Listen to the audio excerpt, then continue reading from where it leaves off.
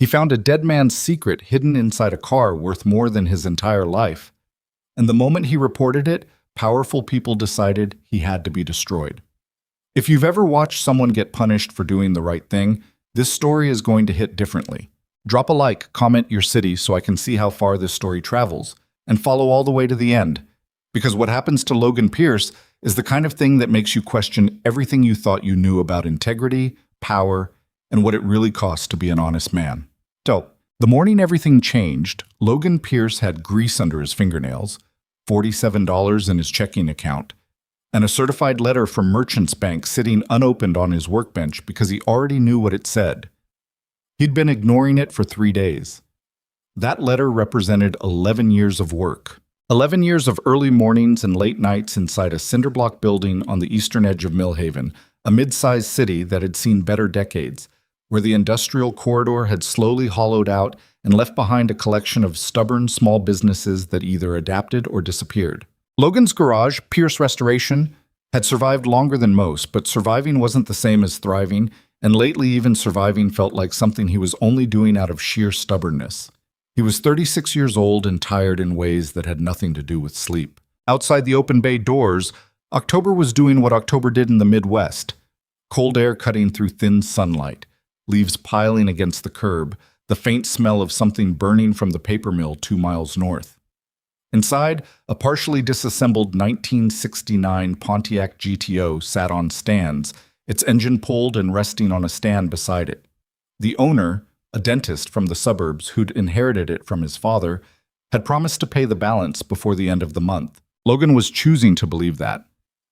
"You gonna open that thing or just let it marinate?" said a voice from beneath a 1972 Ford pickup on the other side of the shop. Darnell Webb rolled out from under the truck on a creeper, pushing himself up to sitting with grease-dark hands and a look on his face that said he already knew the answer. He was 41, built like someone had stacked 2 different bodies together and made them work, with close-cropped gray at his temples that had appeared practically overnight a few years back.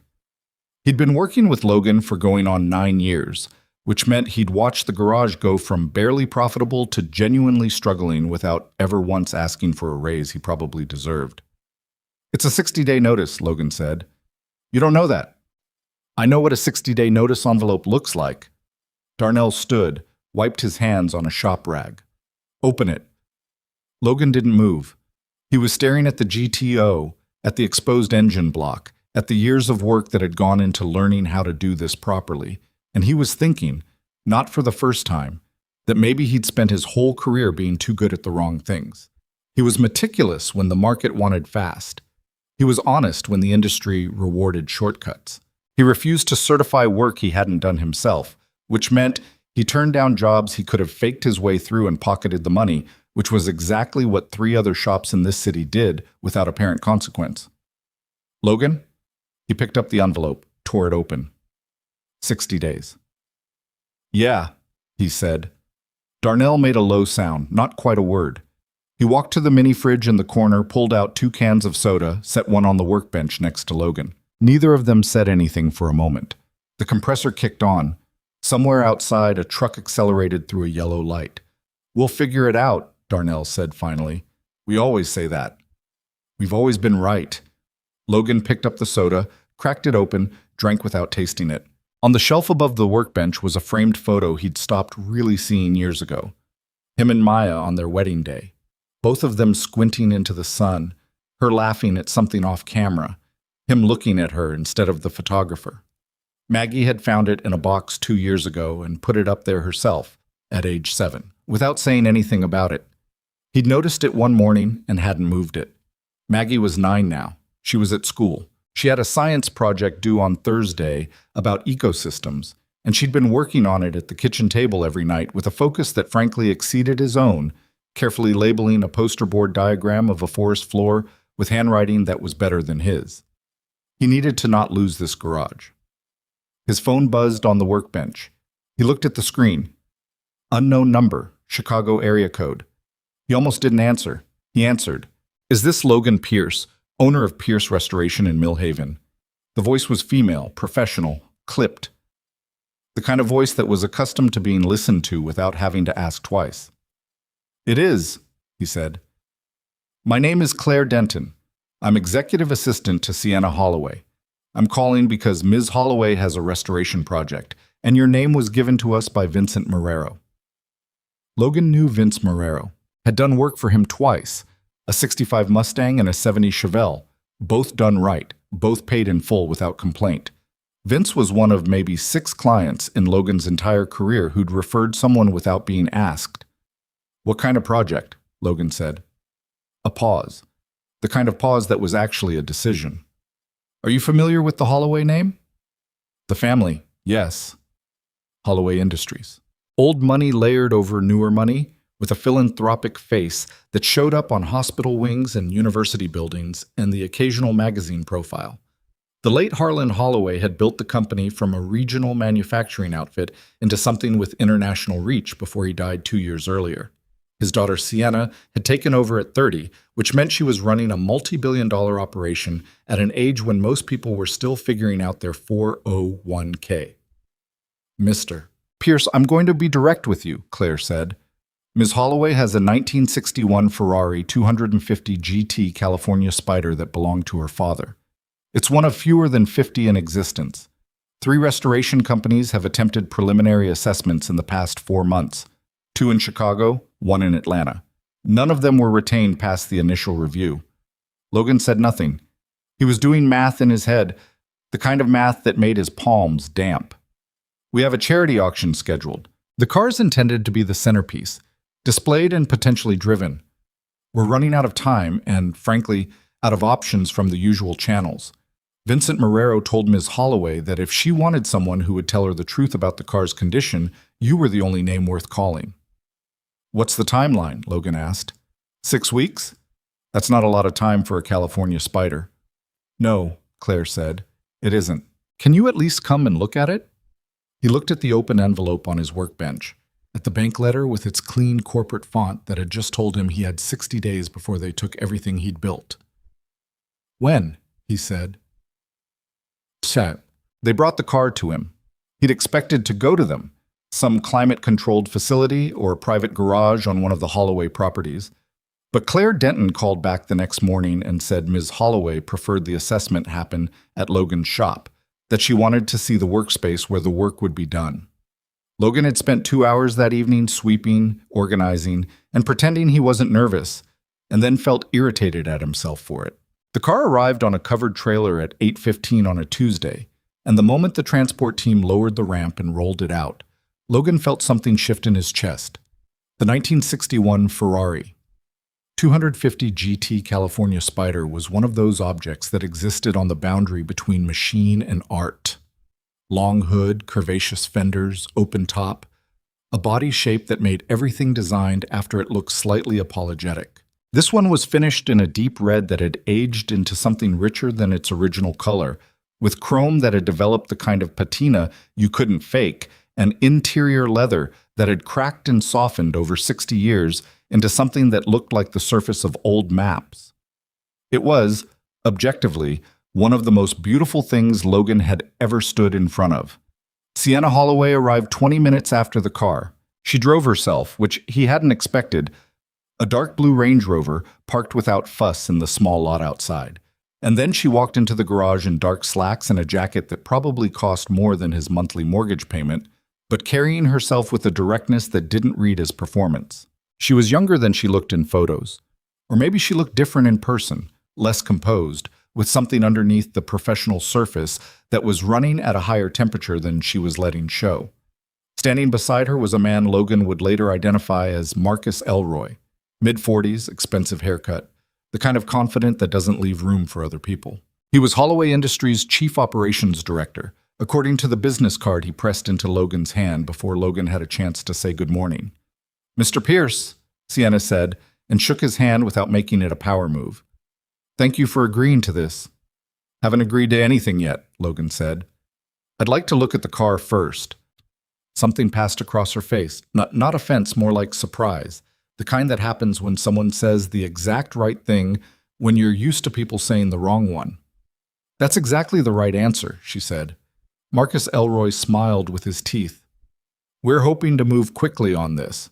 The auction timeline is fixed. I understand that, Logan said. He was already circling the car. But I don't make promises about timelines before I know what I'm dealing with. The other firms gave us preliminary timelines within the first hour. Logan crouched beside the driver's side wheel well. I know, that's probably why you're here. Darnell, standing near the back of the car, made a small sound that might have been a cough. Sienna watched Logan move around the vehicle with something that looked like attention, real attention, not politeness. She asked a few questions about his background, about his previous restorations, and he answered them without embellishment. He'd restored 31 vehicles in 11 years, mostly American muscle, a handful of European classics, one pre-war Bugatti that had taken 8 months and nearly broken him. He was not the biggest shop in the region. He was not the fastest. You were recommended for honesty, she said, not speed. Good, he said, because I can't promise speed. He ran his hands along the undercarriage panels, checked the door gaps, looked at the engine compartment from above. Everything looked, at surface level, like a well-preserved original car. Someone had maintained it. Someone had worked on it. I'll need 2 days for a full preliminary assessment, he said.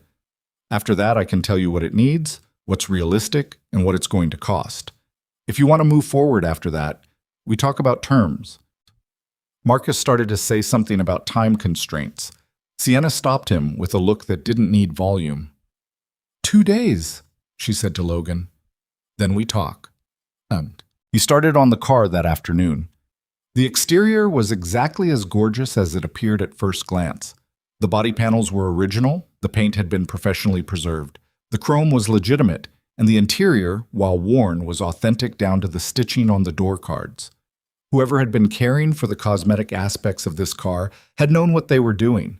But Logan didn't restore cosmetics. Logan restored cars.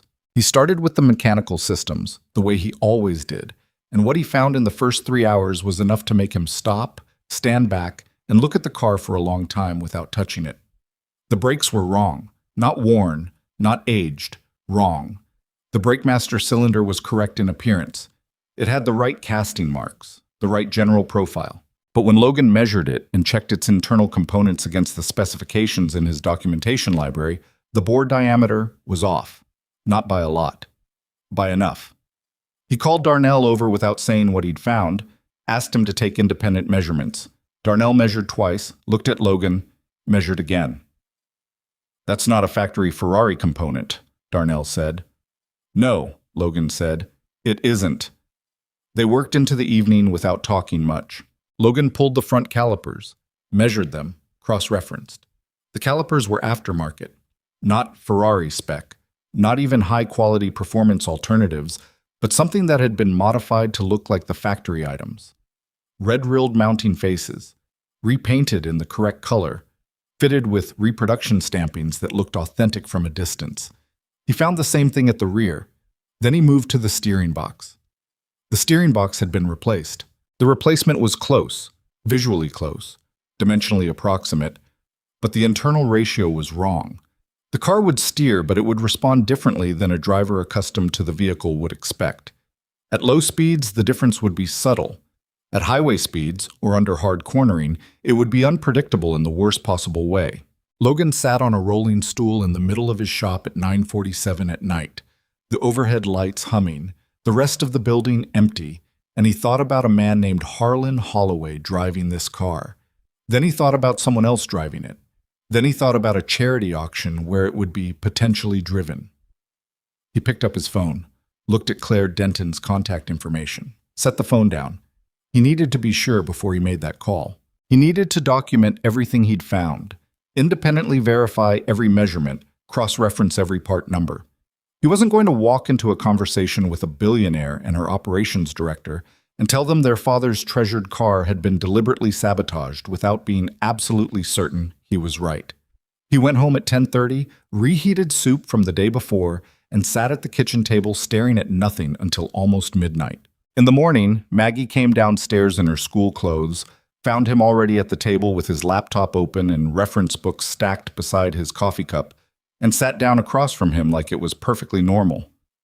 "Did you sleep?" she asked. "Some. You have the face." "What face?" "The face you get when something at the garage is more complicated than you thought." Logan looked at his daughter. She had Maya's eyes. Dark, direct, the kind that made it hard to be less than honest. She'd developed an unsettling ability to read him in the last couple of years, like she'd decided that someone in the house needed to keep track of what was actually happening, and she'd elected herself. "I found something on a car," he said. "Something that shouldn't be there." "Bad?" "Yeah." She considered this with the seriousness she brought to most things. "Are you going to fix it?" "That's what I'm trying to figure out." "Dad?" She said it the way she sometimes did, with a weight that didn't quite match 9 years old. "You already know what you're going to do. You just don't like it yet." He looked at her for a moment. "Eat your cereal," he said. By the end of the second day, Logan had a list. It was written in his cramped, precise handwriting across 4 pages of a legal pad, every item measured, documented, photographed, and cross-referenced against factory specifications from 3 independent sources. The list was worse than he thought it would be when he started. The brake master cylinder, wrong bore diameter, counterfeit casting marks, front calipers, aftermarket components modified to pass visual inspection, wrong internal piston diameter, rear calipers, same issue, brake lines, mixed, some original, some replaced with lines that met the correct outer dimensions but used interior tubing from a different specification. Steering box, replaced, wrong internal ratio. Steering tie rods, one original, one replacement that was dimensionally close but not correct. Suspension bushings, multiple replaced with aftermarket items, wrong durometer rating, which would affect handling in ways that built gradually until they didn't. Then there were the parts he couldn't immediately verify, components that required disassembly to properly inspect, or that would need specialist cross-referencing he couldn't do in 2 days. And then there was the thing that kept him awake the second night, tucked inside the original documentation envelope that had been stored in the car's glove box. Maintenance records, original build sheet, ownership transfer documents, was a service invoice, dated 9 years ago. The service was described as a comprehensive mechanical restoration, including brake system overhaul. It listed parts numbers. It listed labor hours. It was signed by a technician and countersigned by a shop manager. Logan spent an evening tracing those part numbers. Every single one was either a false reference number that corresponded to no actual manufacturer's catalog, or a legitimate number for a different, cheaper component that had nothing to do with what was described in the invoice. Someone had not made a mistake. Someone had deliberately installed wrong components, documented them as correct, and created a paper trail designed to survive inspection. He made the call to Claire Denton early on the morning of the 3rd day. Sienna Holloway arrived at the garage by 9. She came without Marcus Elroy this time, which Logan registered without comment. She walked in carrying a coffee she'd clearly been drinking for a while, and she looked at his face before she looked at the car, and something in her expression went careful. "Show me," she said. He showed her. He walked her through every item on the list, slowly, without exaggerating or editorializing. He showed her the physical components. He showed her the measurements. He showed her the cross-references. He showed her the service invoice and the false part numbers. He was methodical and thorough in a way that might have felt cold, except that he kept stopping to make sure she was following, kept checking that she understood what the specific failure of each component would mean in practical terms. He was not good at softening things, but he tried. "The brakes," he said at one point. "I want to be clear about what this means. The system will function within a certain range. At low speeds, in normal conditions, you probably wouldn't notice a problem. But under hard braking, emergency stop, high-speed deceleration, the response would be different from what an experienced driver would expect. It might be manageable. It might not." Sienna was looking at the disassembled brake caliper he'd placed on the workbench. "My father drove this car," she said. "I know. He drove it. He loved driving it. He used to take it out on weekends. She stopped. Her jaw moved once, tightened. She set down her coffee cup very carefully. "He died of a heart attack, in his study, 2 years ago." Logan didn't say anything. "So I don't know if he ever—" She stopped again. "I don't know." "Can't tell you that," Logan said. "I can only tell you what's in the car now." She looked at him directly. "Who did this?" "The service invoice is from 9 years ago. The shop that signed it. I looked them up this morning. They closed 7 years ago. The two principals had 3 other fraud complaints against them in different states before they shut down. That's not the whole picture, she said. It wasn't a question. No, he said. It isn't. The invoice was in the car's official documentation, which means either someone stored it there after the fact or it passed through someone's hands without being verified. That's not a question I can answer. That's a question for people with subpoenas. She stood very still for a long moment. Can you fix it? She said. Yes. All of it? Everything I've found so far. There may be more once I'm deeper into the mechanicals. If there is, I'll tell you. The timeline, she said. 6 weeks. I can't promise 6 weeks. I can promise that I'll work as fast as I can without cutting corners. And I can promise that the car won't leave this garage until every system is correct and certified. That's the same thing the other shop said. The difference, Logan said, is that I'm showing you what I found before I start the work, not after. She looked at him for what felt like a long time. What do you need to start? She said. He handed her the estimate he'd prepared the night before, printed on plain paper, itemized down to individual parts and labor hours. He watched her read it. He watched her face when she reached the bottom line. She didn't flinch. I'll have Claire wire the deposit today, she said. Start immediately. She picked up her coffee cup, which was now cold, and drank the rest of it anyway. Then she looked once more at the disassembled components laid out on his workbench, the counterfeit calipers, the wrong spec steering components, the false service invoice in its clear evidence bag, and her expression was something he couldn't entirely read. Mr. Pierce, she said, the other 3 companies that assessed this car, did any of them find what you found? Logan thought about how to answer that. I don't know what they found, he said carefully. I can only tell you what I found. But you think they should have found it? He said nothing. She nodded once, like he'd answered anyway. I'll see you at the end of the week. The money from the deposit hit his account at 3:17 that afternoon.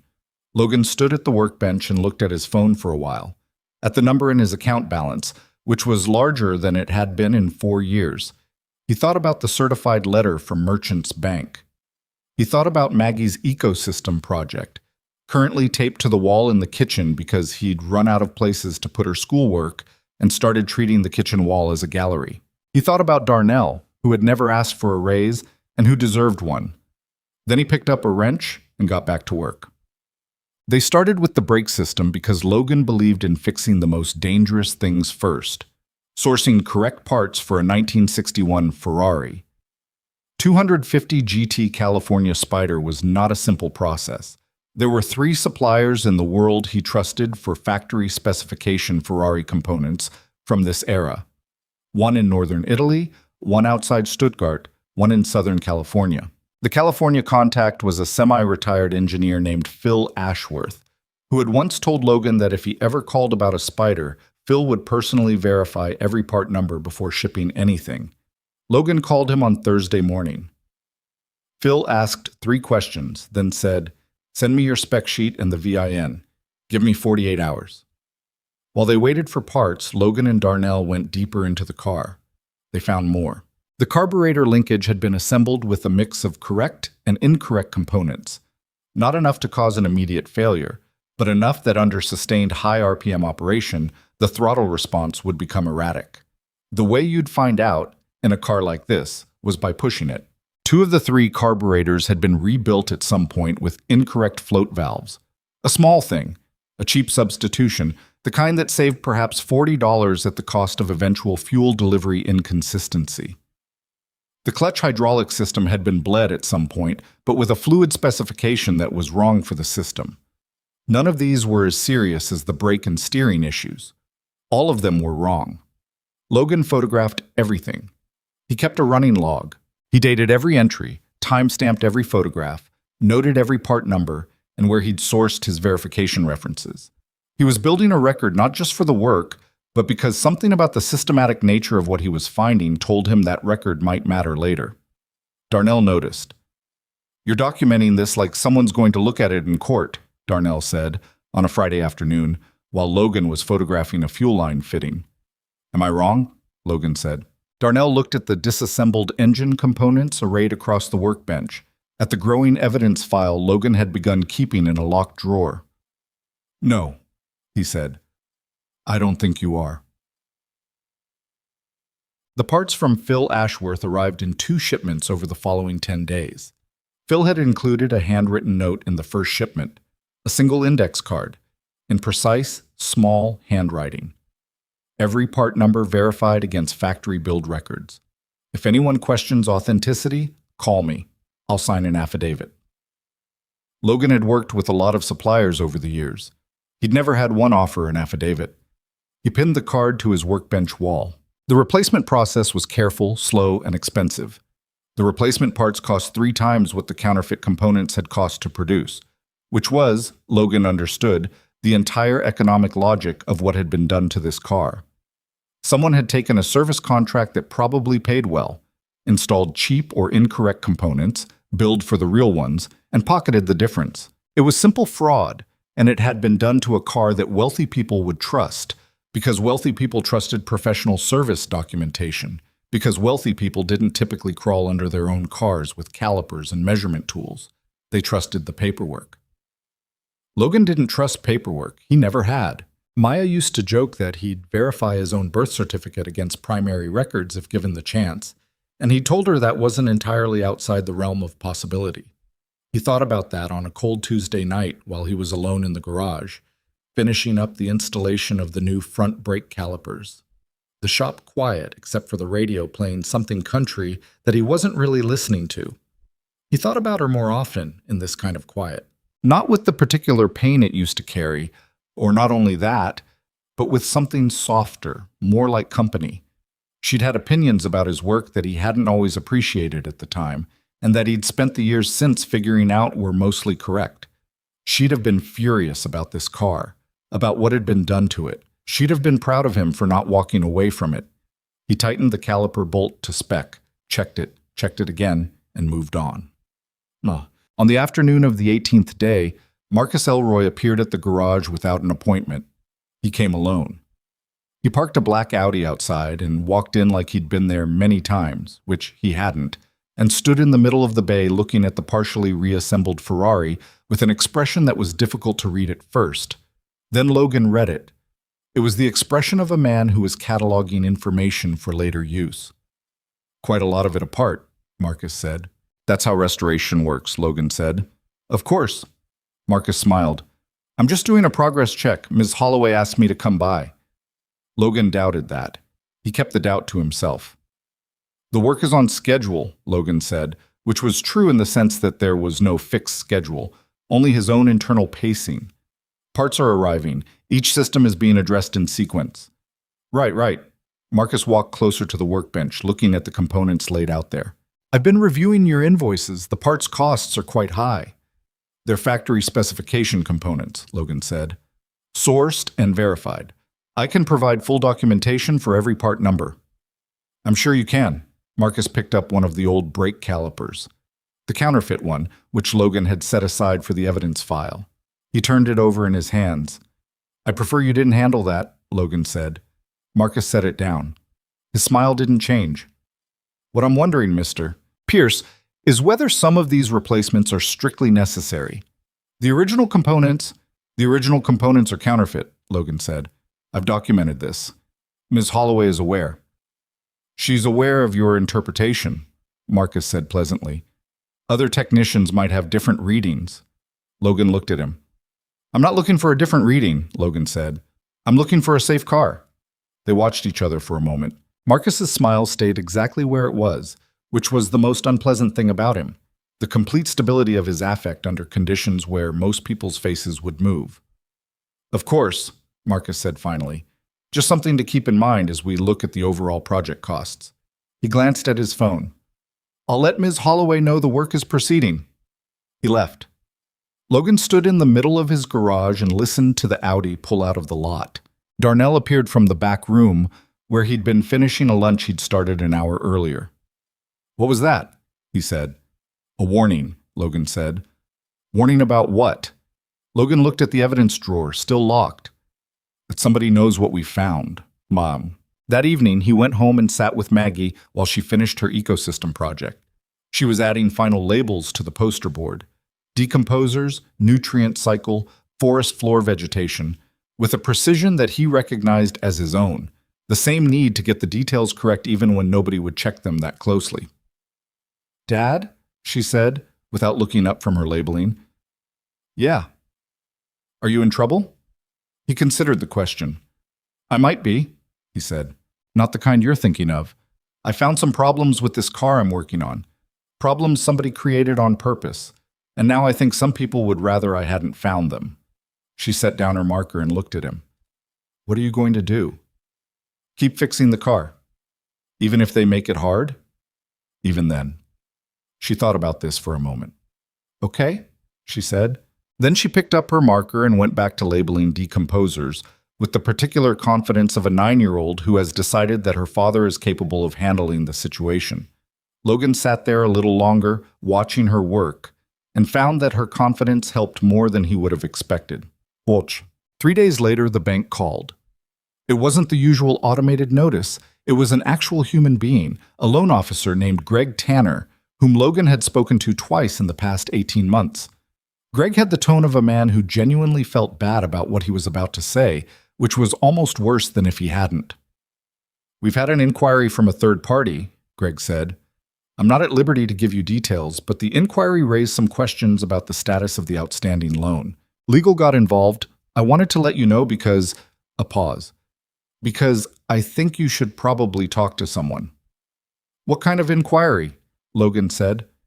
"The kind that asks if there are any compliance issues with the business, any pending legal actions, any irregularities." Another pause. "There weren't any, Logan. Your record is clean, but I wanted you to know the inquiry happened." Logan was quiet for a moment. "Thank you, Greg." "Yeah," Greg said, like the word wasn't quite enough. "Take care of yourself." He set the phone down and looked at the garage around him. At the Ferrari, in the middle of it all, coming back together piece by genuine piece. At the evidence drawer. At Phil Ashworth's index card on the wall. He wasn't surprised. He was scared, in the low background way that he'd learned to function alongside after Maya died, the way fear stopped being an emergency and became a companion you managed. But he wasn't surprised. He picked up his wrench. The steering box wasn't going to replace itself. The steering box took 4 days.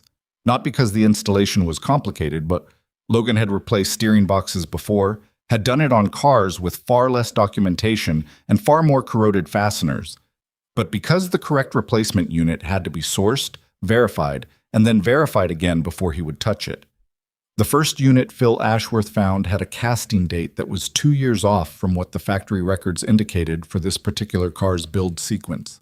Phil caught it himself before shipping, called Logan to explain, and spent another 3 days locating a second unit from a private collector's parts inventory in France. Logan paid for the international shipping without being asked. He logged it in the invoice, itemized, with the source documentation attached. He was building a paper trail that ran in parallel to the fraud trail he'd already found. His own record against theirs, factual and time-stamped, because he understood by now that this was going to come down to documentation eventually, and he intended to have more of it than anyone else. The French unit arrived on a Thursday, cleared customs on Friday, and was at Logan's bench by Monday morning. He measured it 3 times before he even considered installing it. Darnell watched from across the shop. "You measured it twice already." "Third time's for me," Logan said. "You're the most paranoid, careful person I've ever worked with." "Has that ever been a problem?" Darnell thought about it. "No," he said, "not once." The box was correct. Logan installed it. That evening, after Darnell left, Logan stayed and went back through the entire evidence file.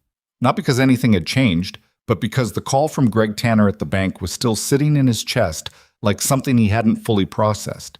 The inquiry had come from somewhere. Greg hadn't said where, and Logan hadn't pushed, but the timing was clean and obvious. 3 days after Marcus Elroy's visit to the garage. 3 days after Logan had told Marcus flatly that the brake components were counterfeit and he wasn't changing his assessment. He sat on a stool in the quiet shop and thought about what he actually knew versus what he was inferring. He'd spent years working on machines that didn't lie. A part either met spec or it didn't. A measurement was either correct or it wasn't, and the car either ran right or it gave you evidence of why it didn't. People were harder. People didn't come with factory documentation. What he knew, the car had been deliberately fitted with wrong components, covered by fraudulent paperwork, and the fraud had been done professionally enough to survive visual inspection by 3 other shops. What he knew, Marcus Elroy had come to his garage without an appointment and spent most of his visit looking at things he had no business touching. What he knew, someone had made an inquiry to his bank within days of that visit. What he didn't know, how deep it went, whose name was at the top of it, and whether Sienna Holloway was at the end of that chain or somewhere in the middle of it. He didn't like not knowing that last part. He locked up and drove home through streets that were wet from afternoon rain, the kind of November night that made Millhaven look like the establishing shot of a movie about people who'd made wrong choices. He turned that thought off before it could develop further. Maggie was asleep. He checked on her, which he still did every night, even though she'd recently told him she was too old for it, and then stood in the hallway for a moment doing nothing in particular before going to bed and staring at the ceiling for an hour. He was $50,000 into the project, parts, labor, supplies.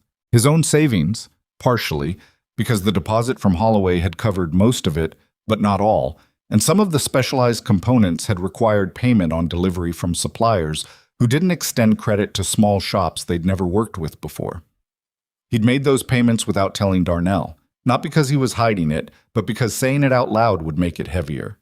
He could not afford for this project to fall apart. He went to sleep telling himself that was a separate concern from doing the work correctly, and almost believed it. The invoice irregularities surfaced on the 23rd day. Logan had requested the full service history from Holloway's records department, everything that existed for the car, going back as far as their files ran. Claire Denton had sent it over in a digital packet, scanned documents, some of them clearly photographed from paper originals, dating back to the early 90s when Harlan Holloway first acquired the car. Logan went through them sequentially, building a maintenance timeline. Most of it was straightforward. Oil service, tire storage, one carburetor rebuild in 1997 that looked legitimate, a paint correction in 2003 by a shop in Milan that Logan recognized by reputation. Then he hit the documents from the 9-year window he'd already identified, the period when the counterfeit components had been installed, and started cross-referencing more carefully. There were 6 service invoices spanning an 18-month period. All of them were from the same shop, the one that had since closed, the one with fraud complaints in 3 states. All of them were for significant mechanical work. All of them had been processed through Holloway Industries' corporate accounting system, which meant they'd been approved by someone inside the company. Logan started mapping the part numbers. The first invoice was the one he'd already examined, the brake system overhaul with the false part numbers. He'd flagged it, documented it, moved on. Now he went back to it and compared it against the other 5. The pattern was consistent. Every invoice contained a mix of legitimate reference numbers and fraudulent ones. Some real parts that had genuinely been installed, mixed in with fictitious numbers for components that had either never existed or had been replaced with cheap substitutes. It was careful work, the kind that required knowledge of what a legitimate Ferrari service record looked like, knowledge of which part numbers would be checked and which wouldn't, knowledge of how corporate accounting systems processed vendor invoices. This wasn't a small shop running a one-time scam on an unsuspecting client. This was a system. Logan pulled up the corporate approval signatures on the invoices. They were scanned, sometimes partially illegible, but consistent across all 6 documents. The same initials on the authorization line. He couldn't read the full name from the scan quality, but the initials were clear enough. M.E. He sat very still for a moment, then he picked up his phone and called Claire Denton. "I need to speak with Ms. Holloway directly," he said when she picked up. "Not through you, not through anyone else in the company. Her, directly. As soon as possible." Claire didn't ask why. He appreciated that. "I'll have her call you within the hour," she said. It took 40 minutes. Sienna's voice, when she answered, sounded like someone who'd been in meetings all day and was running on coffee and stubbornness. "Mr. Pierce, what is it?" "I've been going through the historical service records you sent. I found something I need you to see in person, not over the phone, not by email." He paused. "I don't want to send anything electronically until after we've talked." A silence. He could hear her processing that, reading the implications. "Tomorrow morning," she said. 8 o'clock. "I'll be here." He spent the rest of that evening making physical copies of everything relevant, printing the scanned documents, annotating them by hand, assembling a folder that walked through the timeline from the first fraudulent invoice to the last. He wrote out his analysis in plain language, numbered, no jargon, the way he'd explain it to someone who knew nothing about cars. He was not a lawyer and was not trying to build a legal case. He was trying to make something undeniable.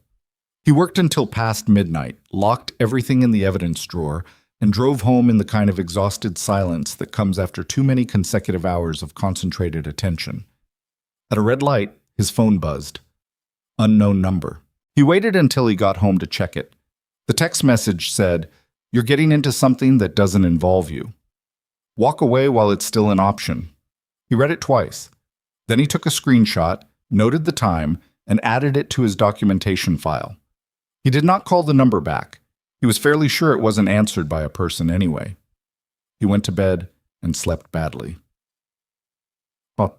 Sienna arrived at 8:05 alone again in the same dark Range Rover. Logan had the coffee on, the real kind, not the break room sludge, because it was early and she'd be coming from somewhere that required being awake at an hour that didn't come naturally to people who ran corporations. She accepted the coffee without comment and followed him to the workbench where he'd laid out the documents. He walked her through it methodically. The 6 invoices, the part number cross-references, the pattern of legitimate and fraudulent entries, the corporate approval signatures. He kept his voice even and his language precise, without emphasis or editorializing, and watched her face as she read. She was good at keeping her face neutral. He'd noticed that before. But there were tells, a slight tightening around the eyes, a stillness that was different from her usual composed stillness, a moment where she set down her coffee cup and didn't pick it back up. When he got to the approval signatures, she looked at the initials for a long time. "M.E.," she said. Logan waited. "These invoices were processed through the Corporate Vehicle Management Division," she said. "That division reports to the Chief Operations Director." "I know," Logan said. She looked up at him. Her expression had shifted into something harder, flatter, more controlled, the face of someone who was managing a significant amount of anger by pressing it down and not letting it move. "How long have you been sitting on this?"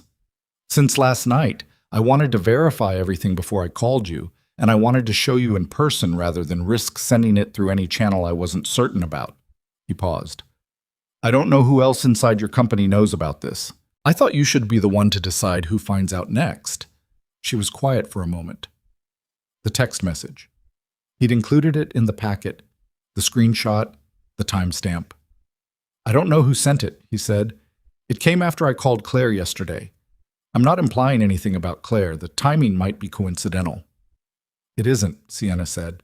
She said it with a flatness that told him she already knew things he didn't, or had begun connecting them with a speed that suggested she'd been carrying some of this weight already without having the full picture. "How many other vehicles?" she said. "I don't know. This is one car. If the same approach was applied to other vehicles in your company's fleet or collection, and if the same vendor was used, then this is a much larger problem than one car." She picked up the invoice with the approval signatures. She looked at it for a long time. Then she set it down very carefully, the way you set down something you're not going to pick up again with the same hands. "Keep working," she said. "Don't talk to Marcus. Don't respond to that number. Don't send anything about this through company channels." She paused. "And if anything else happens, anything, you call me directly. Not Claire. Me." She left with her coffee untouched, and Logan standing at his workbench in the particular quiet of a morning where something had just shifted and the shape of things wasn't quite the same as it had been before. The next 10 days were the strangest of Logan's professional life. On the surface, the work continued. He and Darnell moved through the Ferrari systems with the same careful attention they brought to every project, replacing each flagged component, documenting each step, building the restoration log that would ultimately accompany the certification. The car was beginning to look like itself again. Not from the outside, which had never been the problem, but from the inside out, where the systems that actually kept it from killing someone were being rebuilt correctly for the first time in 9 years. Underneath that surface, Things were moving in ways Logan could feel, but not entirely see. Marcus Elroy called him twice. Logan let both calls go to voicemail. The messages were friendly in a way that didn't reach the eyes. If voicemail could have eyes, carefully worded expressions of concern about the project timeline, about costs, about whether Logan had perhaps identified some items in his documentation that on further reflection might be classified differently. The word interpretation came up twice. Logan transcribed both voicemails word for word, noted the dates and times, added them to the file. On the 5th day of that window, a woman showed up at the garage identifying herself as a freelance journalist writing about luxury vehicle restoration practices. She had a business card and a recorder and a manner that was simultaneously casual and precise. She asked Logan 3 questions about industry standards for sourcing vintage parts before he understood what she was actually doing. "I'm not sure who sent you here," he said, "but I'm not going to talk about any active project." She kept her expression neutral. "I haven't mentioned a specific project." "No," he said. "You haven't." She left. He wrote down her name from the business card and added it to the file. On the 7th day, Darnell found a car parked on the street outside the garage that had been there for 2 days running. A silver sedan, different plates each day, which Darnell had noticed because he had a habit of noticing things on the street outside a shop that was his second home. "Could be nothing," Darnell said. "Yeah," Logan said. "Could be." They both knew it wasn't nothing. Darnell was quiet for a moment, running a rag over a wrench he didn't need to clean. "You want to talk about what's actually going on?" he said. Logan had been deciding how much to tell him. Darnell was his partner in every way that mattered. Had been for 9 years, had never asked for more than he'd been offered, had stuck with the shop through stretches that would have sent a reasonable person to look for better options.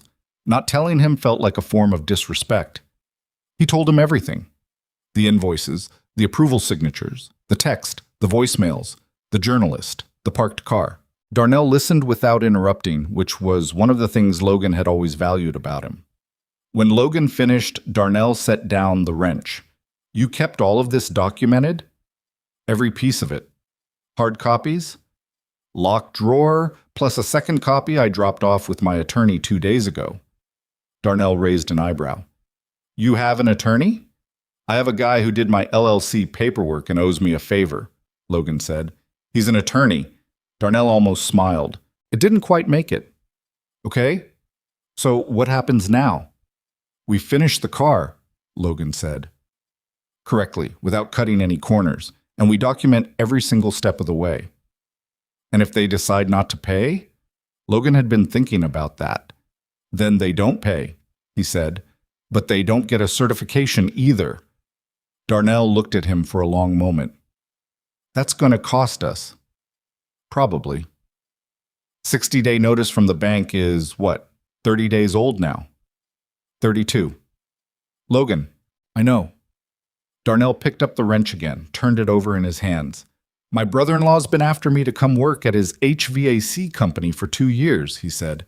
I keep telling him I've got a place." "You do have a place." "I know I do. I'm just making sure you know I know that." He set the wrench down again with a small, definitive click. "Finish the car right. That's what we do." That evening, Logan came home to find Maggie at the kitchen table, not working on a school project for once, but reading. An actual book, not a screen, with a concentration that made her look briefly older than 9. She looked up when he came in. "You look tired," she said. "Probably because I am." "Worse than usual tired or normal tired?" He sat down across from her. "Something in between." She considered this. "Is the car almost done?" "Getting closer." "And the people? The ones who are giving you trouble, are they still giving you trouble?"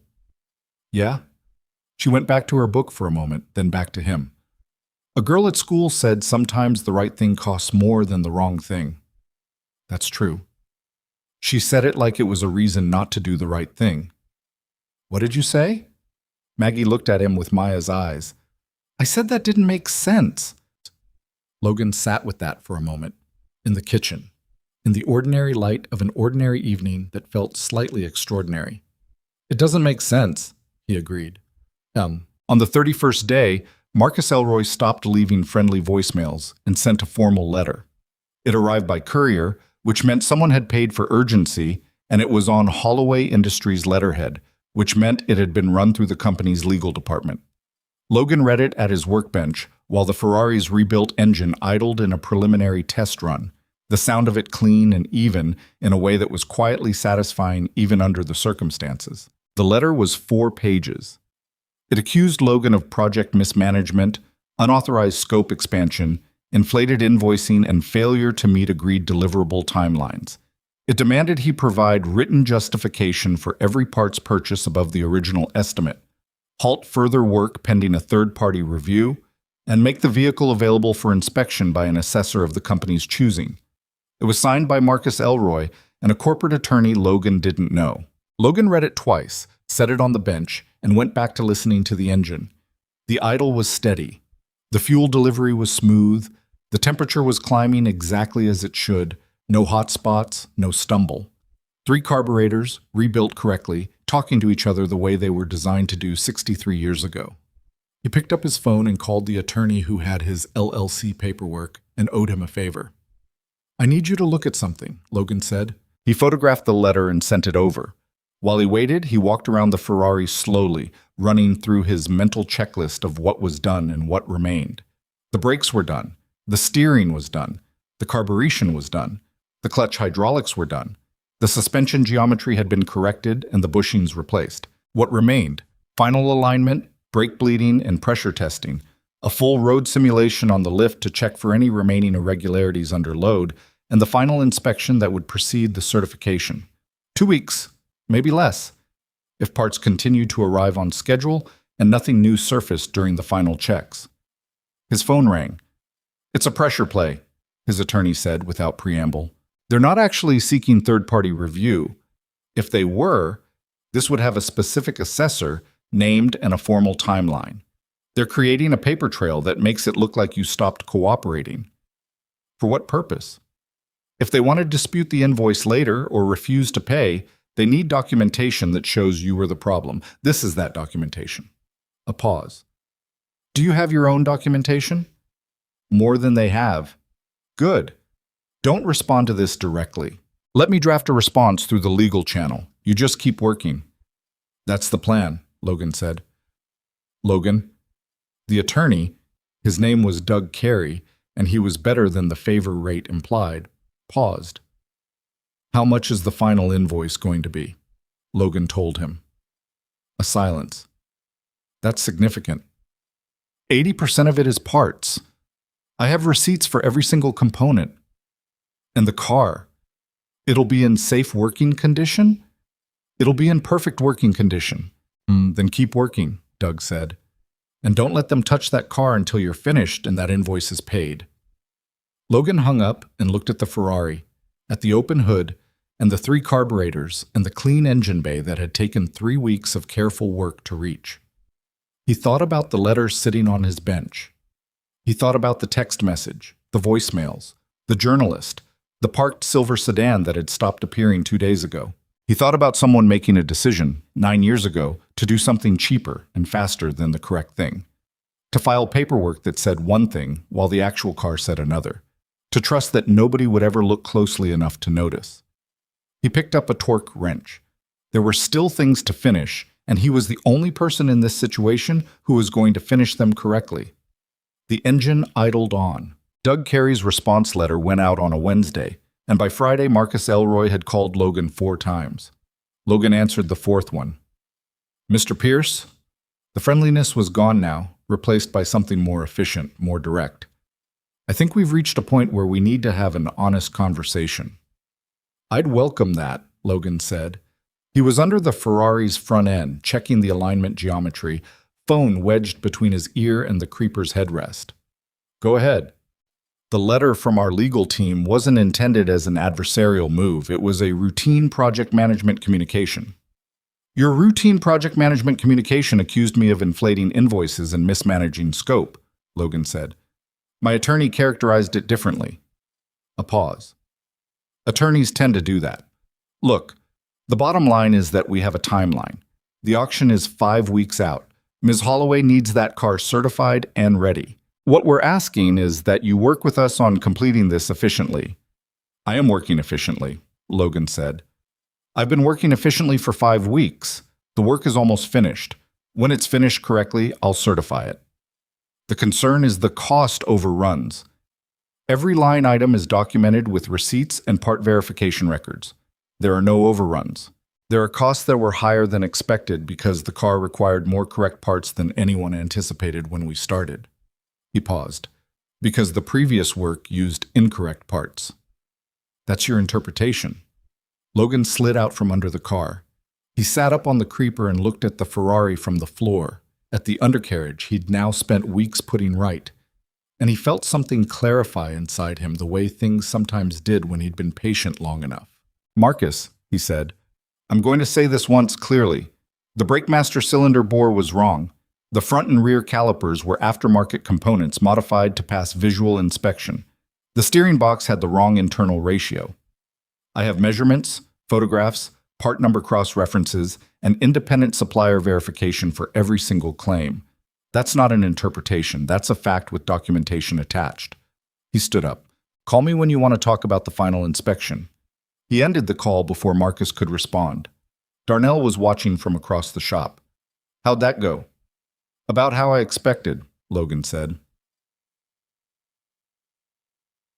The final alignment took 3 days. It wasn't that alignment itself was complicated. Logan had done hundreds of alignments. But on a 63-year-old vehicle that had been running on incorrect suspension geometry for an unknown period of time, you didn't just set the numbers and call it done. You set the numbers, drove the simulation, checked for pull and feedback abnormalities, rechecked, adjusted for the specific characteristics of the rebuilt steering box, and then did it again. You were not chasing a perfect theoretical spec. You were chasing the specific feel of this car, with its specific history, running on components that were now correct for the first time in nearly a decade. On the 3rd day, he had it. He knew the way he always knew, not from the numbers alone, though the numbers were right, but from something harder to quantify. The car's resistance to being disturbed, its willingness to track straight under load, the way the steering returned to center without being pushed, the mechanical harmony of it. He stood back and looked at the Ferrari sitting level and correct on his shop floor, and allowed himself 45 seconds of quiet satisfaction before moving to the brake system final test. The brake pressure test was where he found the last problem. It wasn't in the calipers or the master cylinder. Those were new, correct, properly sourced. It was in a section of brake line running along the rear subframe, one he'd examined earlier and flagged as potentially original. Under static pressure testing, it was fine. Under dynamic load simulation, pressure cycling that replicated real braking patterns, there was a microdrop that shouldn't have been there. He found the source 40 minutes later, a fitting junction where a section of replacement line met an original section installed years ago with an incorrect ferrule that had never quite sealed correctly.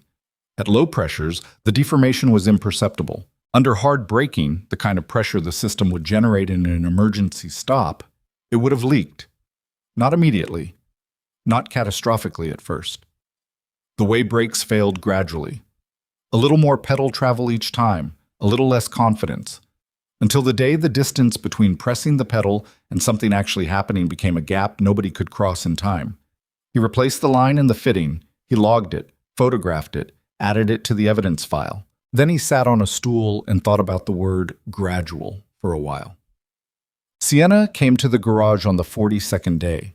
She hadn't been since the morning Logan had shown her the service invoices and the approval signatures.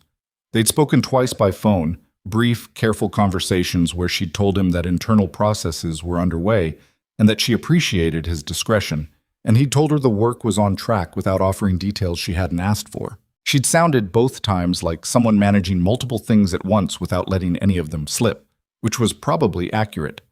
When she walked in that morning, she looked different from the first time. Not worse exactly, but less contained. There was something running closer to the surface, like she'd used up some of the energy it took to keep things smooth. She stopped just inside the bay doors and looked at the Ferrari. It was mostly assembled now. Engine in, body panels back in place, the interior reassembled correctly. It looked from the outside exactly like what it had always been. The deep red paint, the chrome, the open top, 63 years of history sitting on 4 tires that had now been correctly mounted on suspension geometry that had been set right for the first time in years. She stood there for a moment without speaking. "It looks the same," she said finally. "From the outside," Logan said, but it isn't." "No, It isn't." She walked toward it slowly, the way you approach something that had emotional weight attached to it. She put her hand on the driver's door, not opening it, just resting her hand there. Logan watched and didn't fill the silence. "He loved this car more than anything in the garage," she said, which was saying something because he had 19 other vehicles and he cared about all of them. But this one, she stopped, moved her hand along the door. "He used to say it was the one that felt alive, that it talked back to you when you drove it." "Good cars do," Logan said. "He drove it a lot when I was a child. Weekend mornings sometimes. He'd go out early before I was up, and when he came back, he was always in a better mood than when he left." A pause. "I used to think it was just the drive. Now I wonder how much of that good mood came from getting home without anything going wrong." Logan said nothing. There wasn't much to say to that. She looked at him. "How close are you?" "Brake bleeding and final pressure test today, then a full system check under load. If everything clears, and I expect it to, the final inspection is a 2-hour process. After that, I sign the certification." "So a few days? Maybe less." She nodded. She looked back at the car. "Marcus has been telling me you've been uncooperative, that you've been fabricating scope to drive up the invoice, that the original issues you identified were either already known or overstated." Logan kept his face level. "What do you think?" She turned to look at him fully. "I think I've been watching you work for 6 weeks. I think I've seen the parts you replaced, and the documentation you kept, and the components you showed me that first morning that nobody else had bothered to find." She paused. "I think Marcus has been saying what Marcus needed to say." "Are you going to do anything about that?" Something moved behind her eyes. Not evasion, more like the particular tiredness of someone who has decided to do a hard thing and is living in the hours before they actually do it. "Yes," she said. "Not today, but yes." Logan accepted that without pressing it. He'd learned, over the years, that people told you their timeline when they were ready, and that pushing it either accelerated nothing or broke something. "When the inspection is done," he said, "I'll call you directly." She nodded, looked at the car one more time. "My father would have appreciated what you're doing here, Mr. Pierce. He could read people fairly quickly. He trusted professionals who asked hard questions more than ones who told him what he wanted to hear." She paused. "I should have inherited that tendency better than I did." "You're here now," Logan said. It was plain, maybe too plain, but she seemed to take it for what it was. She left without saying anything else, and Logan went back to his brake bleeding setup and got back to work. The brake bleeding took 4 hours. Not because it was difficult, but because he did it the way he did everything, completely. Every line, every caliper, every connection bled and checked and bled again, the fluid clear and the pressure consistent across all 4 corners, and the pedal feel exactly what it should be for a freshly rebuilt system. He put the car on the lift for the load simulation and spent 2 hours running through every scenario he could model without actually driving it. Steering input under load, brake pressure cycling, suspension travel through full range of motion, throttle response at varying engine speeds. Nothing failed. Nothing surprised him. He lowered the car off the lift and stood in front of it and felt the specific quality of quiet that came after a long project when you finally understood that you were finished. He called Darnell over. "Come tell me what you see." Darnell walked around it slowly, the way he always did. Not hurried, taking the time that the situation earned. He crouched at each wheel, looked at the brake components through the spokes, checked the steering linkage from below, stood, and looked at the engine compartment from above. "I see a correct car," Darnell said. "Yeah," Logan said. "So do I." He would do the final formal inspection in the morning when he was fresh. Proper light, full documentation kit, the methodical walk through every system in sequence that his certification process required. But he already knew what it would find. He wrote up the invoice that evening. The total was substantial, not extravagant, not padded, exactly what the work had cost with his labor rate applied honestly and every parts charge documented to the receipt.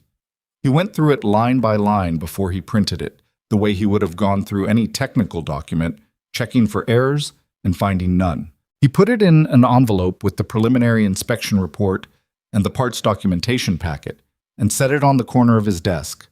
Then he locked up and drove home. The final inspection took 2 hours and 14 minutes. He went through every system in the order his certification process required: structural integrity, body and frame, fuel system, engine and drivetrain, cooling, electrical, steering, suspension, brakes, tires, and wheels. He used his instruments and his documentation and his years of experience, and he did not rush any of it, even knowing he expected to find nothing wrong, because expecting to find nothing was not the same as checking. He found nothing wrong. At 10:47 in the morning, he picked up his certification pen and held it over the inspection form. He put it down, not because he'd found a problem, because he hadn't called Sienna yet, and the professional sequence was final inspection, then communication, then signature. The signature was the endpoint of a chain, not an independent act. He called her. "The inspection is complete," he said when she answered. "Everything is correct. I'm ready to sign the certification. I'd like to do that in person, with you present." A silence. He heard her breath shift, something releasing. "When?" "Today, if you can make it.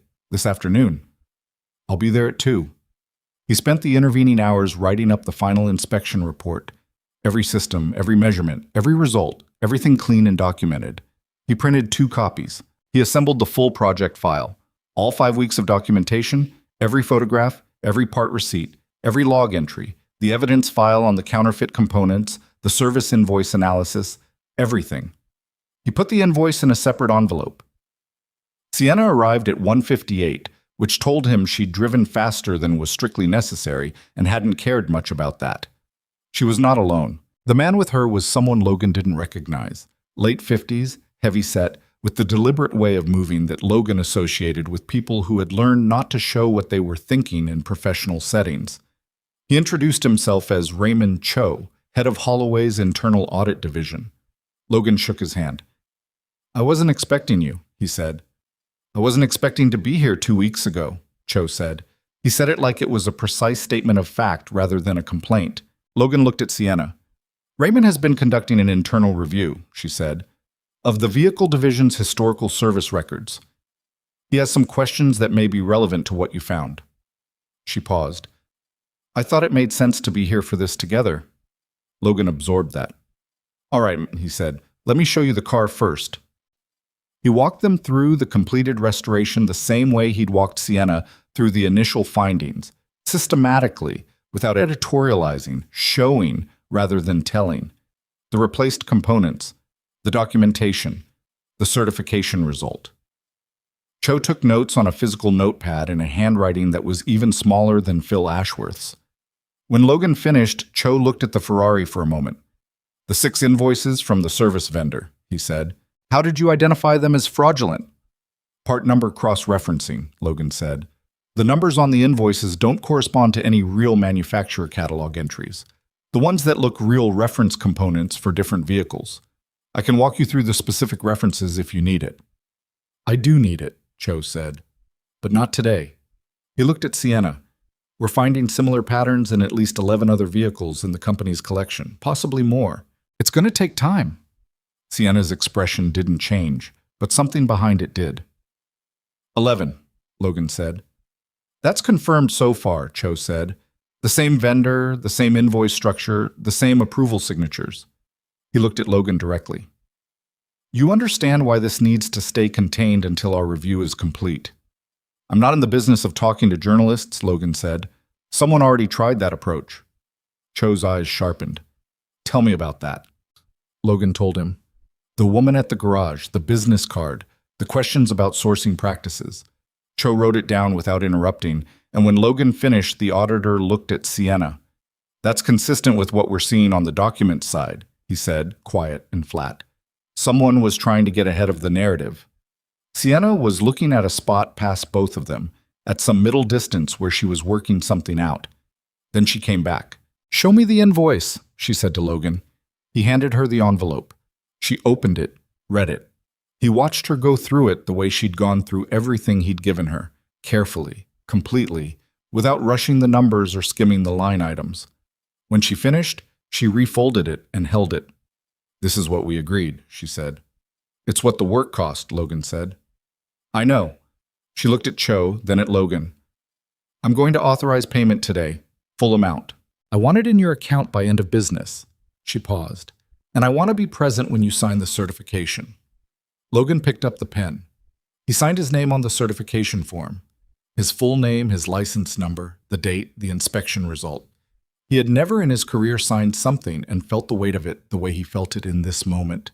The specific gravity of a document that said, "This machine is safe, I am certain of it, my name is behind that certainty." He handed one copy to Sienna and kept one for his file. She held it like it was something valuable, which he supposed it was. Then she looked at him with an expression that was difficult to categorize, somewhere between professional respect and something more personal. The look of someone who had figured out something important slightly later than they wished they had. "Thank you," she said, "for not walking away from it." "It wasn't ready to leave," Logan said. That was the most honest answer he had. Marcus Elroy arrived 40 minutes later. Logan didn't know if he'd been called or if he'd been watching, but he came through their garage door with the energy of someone expecting a different room than the one he found. Sienna standing next to the certified Ferrari, Cho with his notepad, Logan at his workbench. He took in the room in less than 2 seconds. His face processed and recovered quickly, but not quickly enough. "Sienna," he said, "I didn't know you were coming today." "No," she said. "You didn't." A beat. Marcus looked at the Ferrari, at the signed certification form in Sienna's hand. Something moved behind his composure, fast and then gone. "The car's done," he said. "That's good news. We can get it over to the event venue. The auction prep team has been asking." "The invoice is being paid today," Sienna said. "Full amount." Marcus's expression stayed pleasant with an effort Logan could now see clearly. "I'd like to review the line items before—" "Raymond's been reviewing line items," Sienna said. "Different line items. We'll talk about that later." Marcus looked at Cho, at the notepad, back at Sienna. The pleasant expression didn't disappear. It held exactly the way ice holds before it breaks. But something fundamental shifted underneath it, some calculation that was running the numbers and not getting the answer it needed. "Of course," Marcus said. "Happy to discuss whatever needs discussing." His eyes went to Logan once, a quick, appraising look that Logan met without expression and held until Marcus looked away. Then Marcus smiled at no one in particular, said something about needing to take a call, and walked back outside. Nobody in the room said anything for a moment. "He's going to move things," Cho said quietly to Sienna. "I know," she said. "We're ahead of it." She said it with the certainty of someone who had spent the past 2 weeks making sure of exactly that. Logan looked at the Ferrari sitting in the middle of his garage, certified and correct. He thought about a man named Harlan Holloway driving it on weekend mornings and coming home in a good mood. He thought about the brake line fitting with the wrong ferrule, the one he'd found on the 42nd day, the small thing that lived in the gap between fine and not fine. He thought about the 11 other vehicles Cho had mentioned. He thought about whoever owned those vehicles, driving them. "The other 11, he said to Cho, "are they being driven currently?" Cho looked at him. "We've issued a recall notification internally. No vehicles from that service period are being operated." He paused. "We did that 3 days ago." 3 days ago? Before Sienna came to the garage? Before the certification? Logan nodded. He appreciated competence in other people the same way he appreciated it in machines. Not with sentiment, but with a specific recognition of the thing being what it was supposed to be. "Good," he said. Sienna was looking at him with that expression again, the one he couldn't quite categorize. "Will you bring the car to the venue yourself?" she said. "When the time comes?" He thought about it. The auction was 3 weeks out. The car was done. He had no reason to keep it. "If that's what you want," he said. "I want someone I trust to have the last hands on it before it goes public," she said. It was plain and direct without performance, and he took it the same way. "Then I will," he said. After they left, Sienna and Cho, the Ferrari staying until transport arrangements were finalized, Logan stood alone in the garage for a while. The car occupied the center of the space, finished and silent, the afternoon light coming through the bay doors at an angle that made the deep red paint look almost liquid. Darnell came back from a supply run and stopped just inside the door, reading the room. "Done?" he said. "Done," Logan said. Darnell looked at the car, then at Logan. "How's it feel?" Logan thought about that honestly. "Like it should have been this way from the beginning," he said. "And like someone making it right doesn't undo the fact that it wasn't." Darnell was quiet for a moment. "No," he said. "It doesn't." Then he walked past the Ferrari and hung up his jacket and pulled out his stool and sat down, because there was other work in the shop, and that work wasn't going to do itself. Logan pulled up a stool beside his workbench. The bank letter was still on his desk. 32 days had become 42. The payment from Holloway would hit his account by end of business today, enough to cover the outstanding loan balance, enough to breathe, enough to make the next call to Greg Tanner a different kind of conversation. Not a comfortable one, not an easy one, but a different one. He sat there for a while in the quiet of a shop that still had work in it, in the ordinary afternoon of a day that had closed something significant without fanfare or ceremony, and he was still sitting there when his phone buzzed with the payment confirmation. He looked at the number. He set the phone face down on the bench. Then he picked up his torque wrench, because the dentist's GTO wasn't going to finish itself, and neither was anything else. The payment cleared at 4:51 in the afternoon, and Logan sat with it for exactly as long as it took him to confirm the amount matched the invoice. Then he called Greg Tanner at the bank. Greg answered on the second ring, which meant he'd been expecting the call or something close to it. Logan gave him the reference number for the incoming transfer, told him to apply it against the outstanding loan balance, and listened to Greg type on the other end with the focused inefficiency of someone using a keyboard for a task that should have been 3 clicks. "That covers it," Greg said. "Clears the default notice. You're current." "Good," Logan said. "Logan," Greg paused. "I'm glad it worked out." "Me too," Logan said. And then, because Greg had warned him about the third-party inquiry at some personal professional risk, and that deserved acknowledgement. "I appreciate the call you made a few weeks back." Another pause. "I didn't make any call," Greg said carefully. "Right," Logan said. "I'll be in touch." He hung up, set the phone on the workbench, and sat in the quiet of the garage for a few minutes doing nothing particular. The Ferrari was still there. Transport wasn't scheduled until the following week. And the afternoon light had shifted, the sun low enough now that the bay doors threw long shadows across the concrete floor, and the deep red of the car's paint had gone darker, more burgundy than red, the way it probably looked in evening light on a weekend drive 60 years ago. He thought about Harlan Holloway. He'd been doing that more lately, in odd moments, constructing a partial picture of a man he'd never met from the evidence left inside and around his car. The original maintenance records showed careful attention over decades. The early invoices were always from reputable shops, always for legitimate work, always paid promptly. The car had been stored correctly during the years it wasn't driven, humidity controlled, properly covered. The fluids changed on schedule even when it sat untouched for months. A man who cared about things he owned, a man who paid attention. At some point, that attention had been exploited. Not because Harlan had stopped caring, but because he trusted the documentation, trusted the system, trusted that the piece of paper saying the work had been done was an accurate record of what had actually been done. That was a reasonable thing to trust. Most people trusted it. Logan didn't trust it himself, which was not because he was smarter than Harlan Holloway, but because he'd spent enough years with his hands inside cars to know that the gap between what paperwork said and what metal showed could be measured in the difference between getting home and not. He locked up, turned off the lights, and went home to his daughter.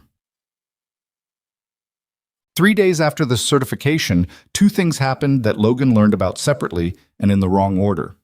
The first thing he learned was from Darnell, who had a cousin in the city's legal community, not an attorney himself, but someone who worked adjacent to attorneys in a way that kept him informed about things that hadn't yet become public. Darnell came in on a Thursday morning and told Logan, without preamble, that Marcus Elroy had retained outside counsel. "Criminal defense?" Logan asked. "That's the word," Darnell said. Logan absorbed that. "How solid is the word?"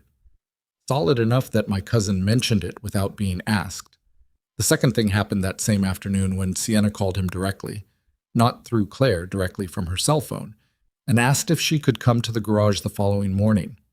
She said it was important. She said it in a tone that was controlled, but running underneath with something that sounded like the aftermath of a long shock. He said, yes.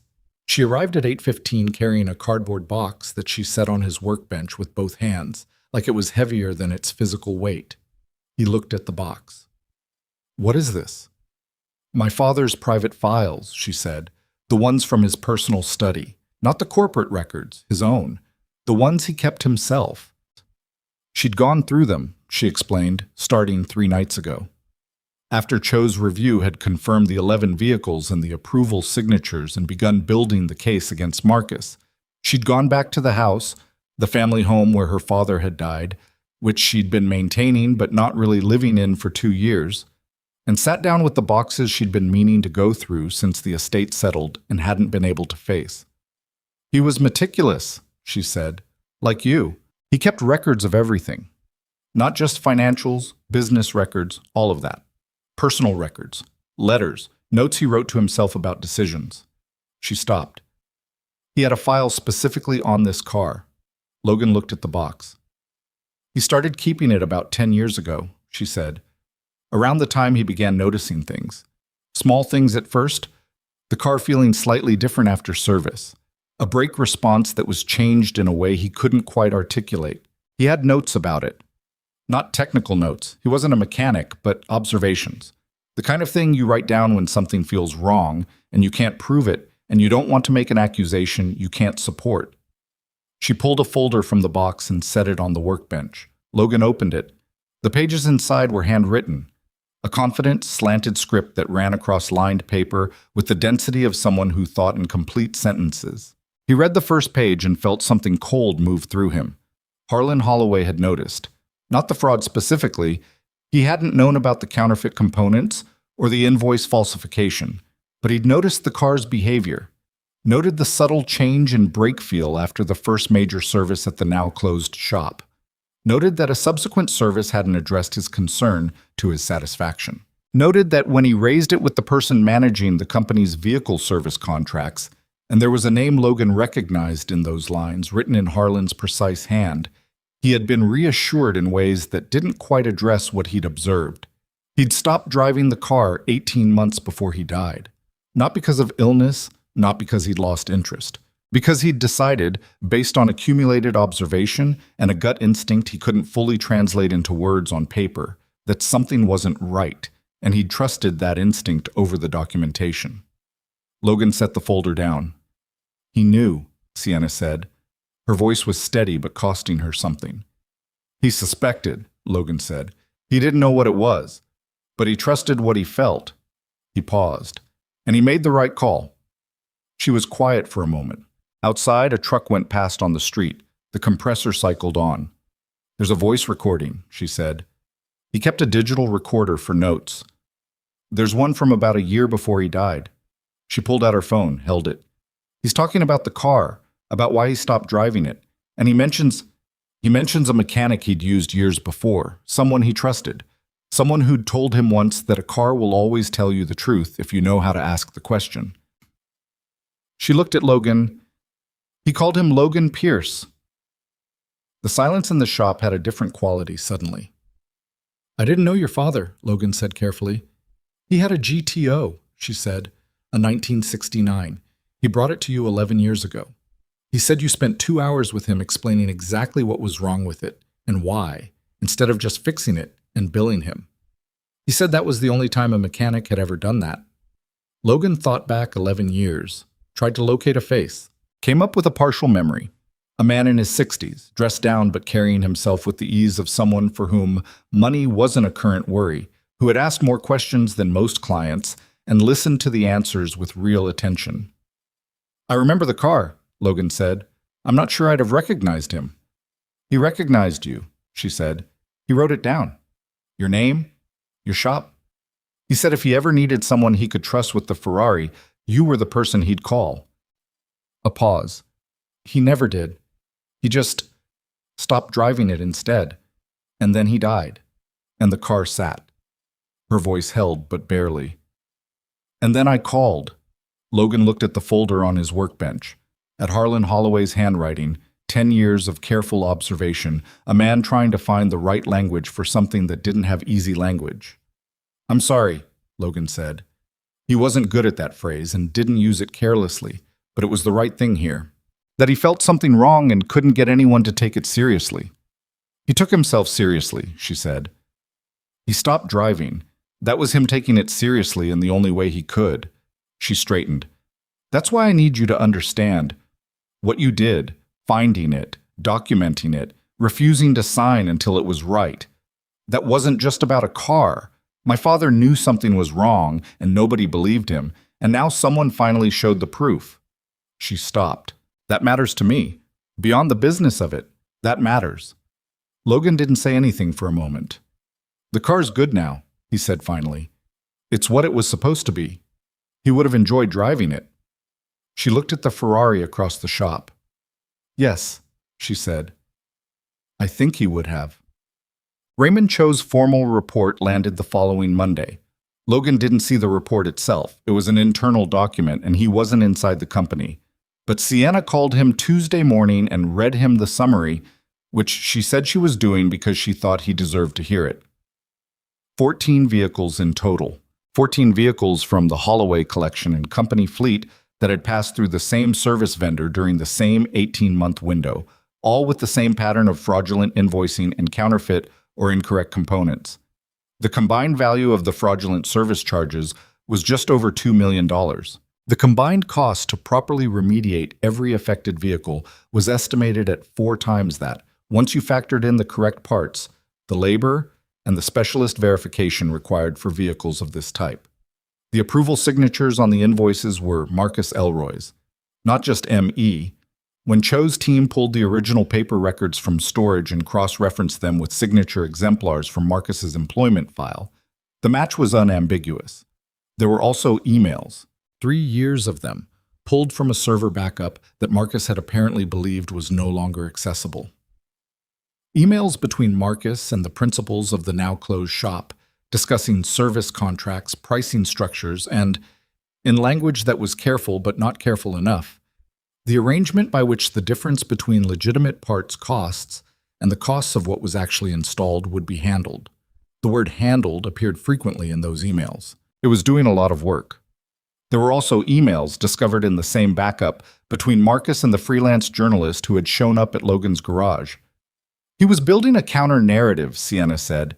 If the fraud was going to surface, and he knew it might eventually, he wanted a story ready that made the discovery look like a mechanic manufacturing problems to overbill a wealthy client. He figured the size of the invoice would be enough to make the accusation credible. It almost was, Logan said. A pause. Yes, I'm aware of that. She said it without deflection, which he appreciated. Raymond's handing the financial evidence to federal investigators today. The company's outside counsel is handling the parallel corporate process. Marcus has been suspended pending the outcome, effective yesterday. He got the call yesterday, Logan said. His lawyer was retained 3 days ago. A silence. You knew about the lawyer. I heard something, Logan said. Wasn't my information to act on. You could have called me. I figured your auditor already knew, Logan said, and I figured you had enough on your plate. She was quiet for a moment.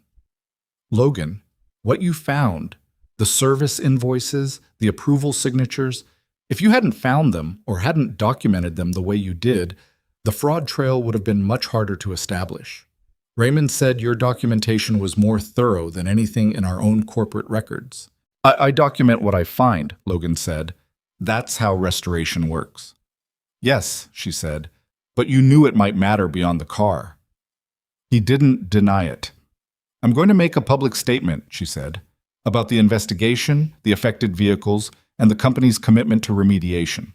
I want to include an acknowledgement of your role in how this came to light. She paused. I wanted to ask you before I did that. Logan thought about what that meant practically, the attention it would bring. The questions from people who would want the story in a form that was neater than its actual shape. The way his name would attach to something larger than a garage in Mill Haven, for a while, which could mean different things. He thought about the bank letter on his desk, now resolved. About Darnell, who deserved the raise Logan had never quite managed to give him. About the garage, which was still standing. "You can mention my name," he said. "Just say I found the problems and documented them. Don't make it bigger than that." "It is bigger than that." "I know, but my version of it is what I said." She let out a breath that might have been the beginning of a laugh. "All right," she said. "Your version." Botet. The statement went out Wednesday evening.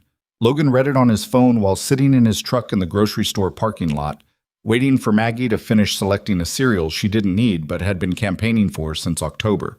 It was measured and specific, covering the investigation, the affected vehicles, the fraud, and the corrective actions underway. There was a paragraph near the end about the restoration of the 1961 Ferrari, about the independent technician whose documentation had been central to establishing the fraud timeline, whose name was Logan Pierce, owner of Pierce Restoration in Mill Haven. His phone started buzzing before he finished reading. By the time Maggie came back to the truck with her cereal, he had 11 missed calls. She looked at his expression. "What happened?" "Something got public that wasn't public before," he said. "Good something or bad something?" "Complicated something." She put her seatbelt on. "Is the garage okay?" "The garage is okay," he said. "Then it's probably fine," she said, with the particular confidence she reserved for situations she had decided not to be worried about. He drove home with the phone buzzing in his cup holder, not answering any of it, and when they got inside, he made dinner while Maggie sat at the kitchen table and told him, in extended detail, about a disagreement among her friend group that had apparently been building for 2 weeks and had finally reached its conclusion that afternoon in a way she found mostly satisfying. He listened, asked the right questions, and cooked pasta that turned out slightly undersalted but otherwise fine. After she went to bed, he sat down with his phone. He answered the calls that mattered. Doug Carey, who wanted to brief him on a cease and desist inquiry he'd received from Marcus's attorney that would go nowhere but needed to be logged. Phil Ashworth in California, who had seen the statement and called to say he'd be happy to provide a formal affidavit if it was needed. Vince Marrero, who had recommended Logan to Sienna in the first place, who called to say nothing much except that he'd seen the news and wanted Logan to know. "You doing okay?" Vince said. "Yeah," Logan said. "I think so." "That's a good answer," Vince said. The rest of the calls he returned over the following 2 days, because some of them were from journalists, and some were from other restoration shops, and some were from potential clients, and all of them required handling differently. The journalists he directed to Doug. The shops he talked to briefly and without detail. The potential clients he wrote down and called back personally, because that was the work, and the work was what came after everything else. He drove the Ferrari to the auction venue himself, as he'd promised. It was the Thursday before the event, a cold, clear morning, the car loaded on a covered transport trailer that Logan had inspected before the car went on it. He rode in the transport cab, not in the Ferrari.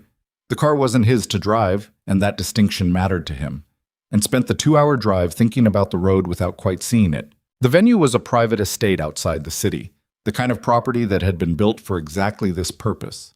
Broad grounds, a glass and steel exhibition structure, a motor court with surfaces Logan instinctively assessed and found adequate. A crew was already setting up when they arrived, running power cables and positioning lighting rigs. The organized chaos of event preparation. Sienna met him at the transport bay. She was in event mode. Different posture than at the garage, more formal, already managing 3 things simultaneously in the way Logan had come to understand was her default operating state under pressure. But she stepped away from the 2 people she'd been talking to when she saw him, and the 3 things waited. "You brought it yourself," she said. "I said I would." "Some people say things." "I know," he said. "I try not to be those people." They unloaded the car together. Not physically. There was a crew for that. But standing together while the crew worked, watching it come off the trailer into the morning light. The deep red paint caught the clear October sun differently than it had in his shop.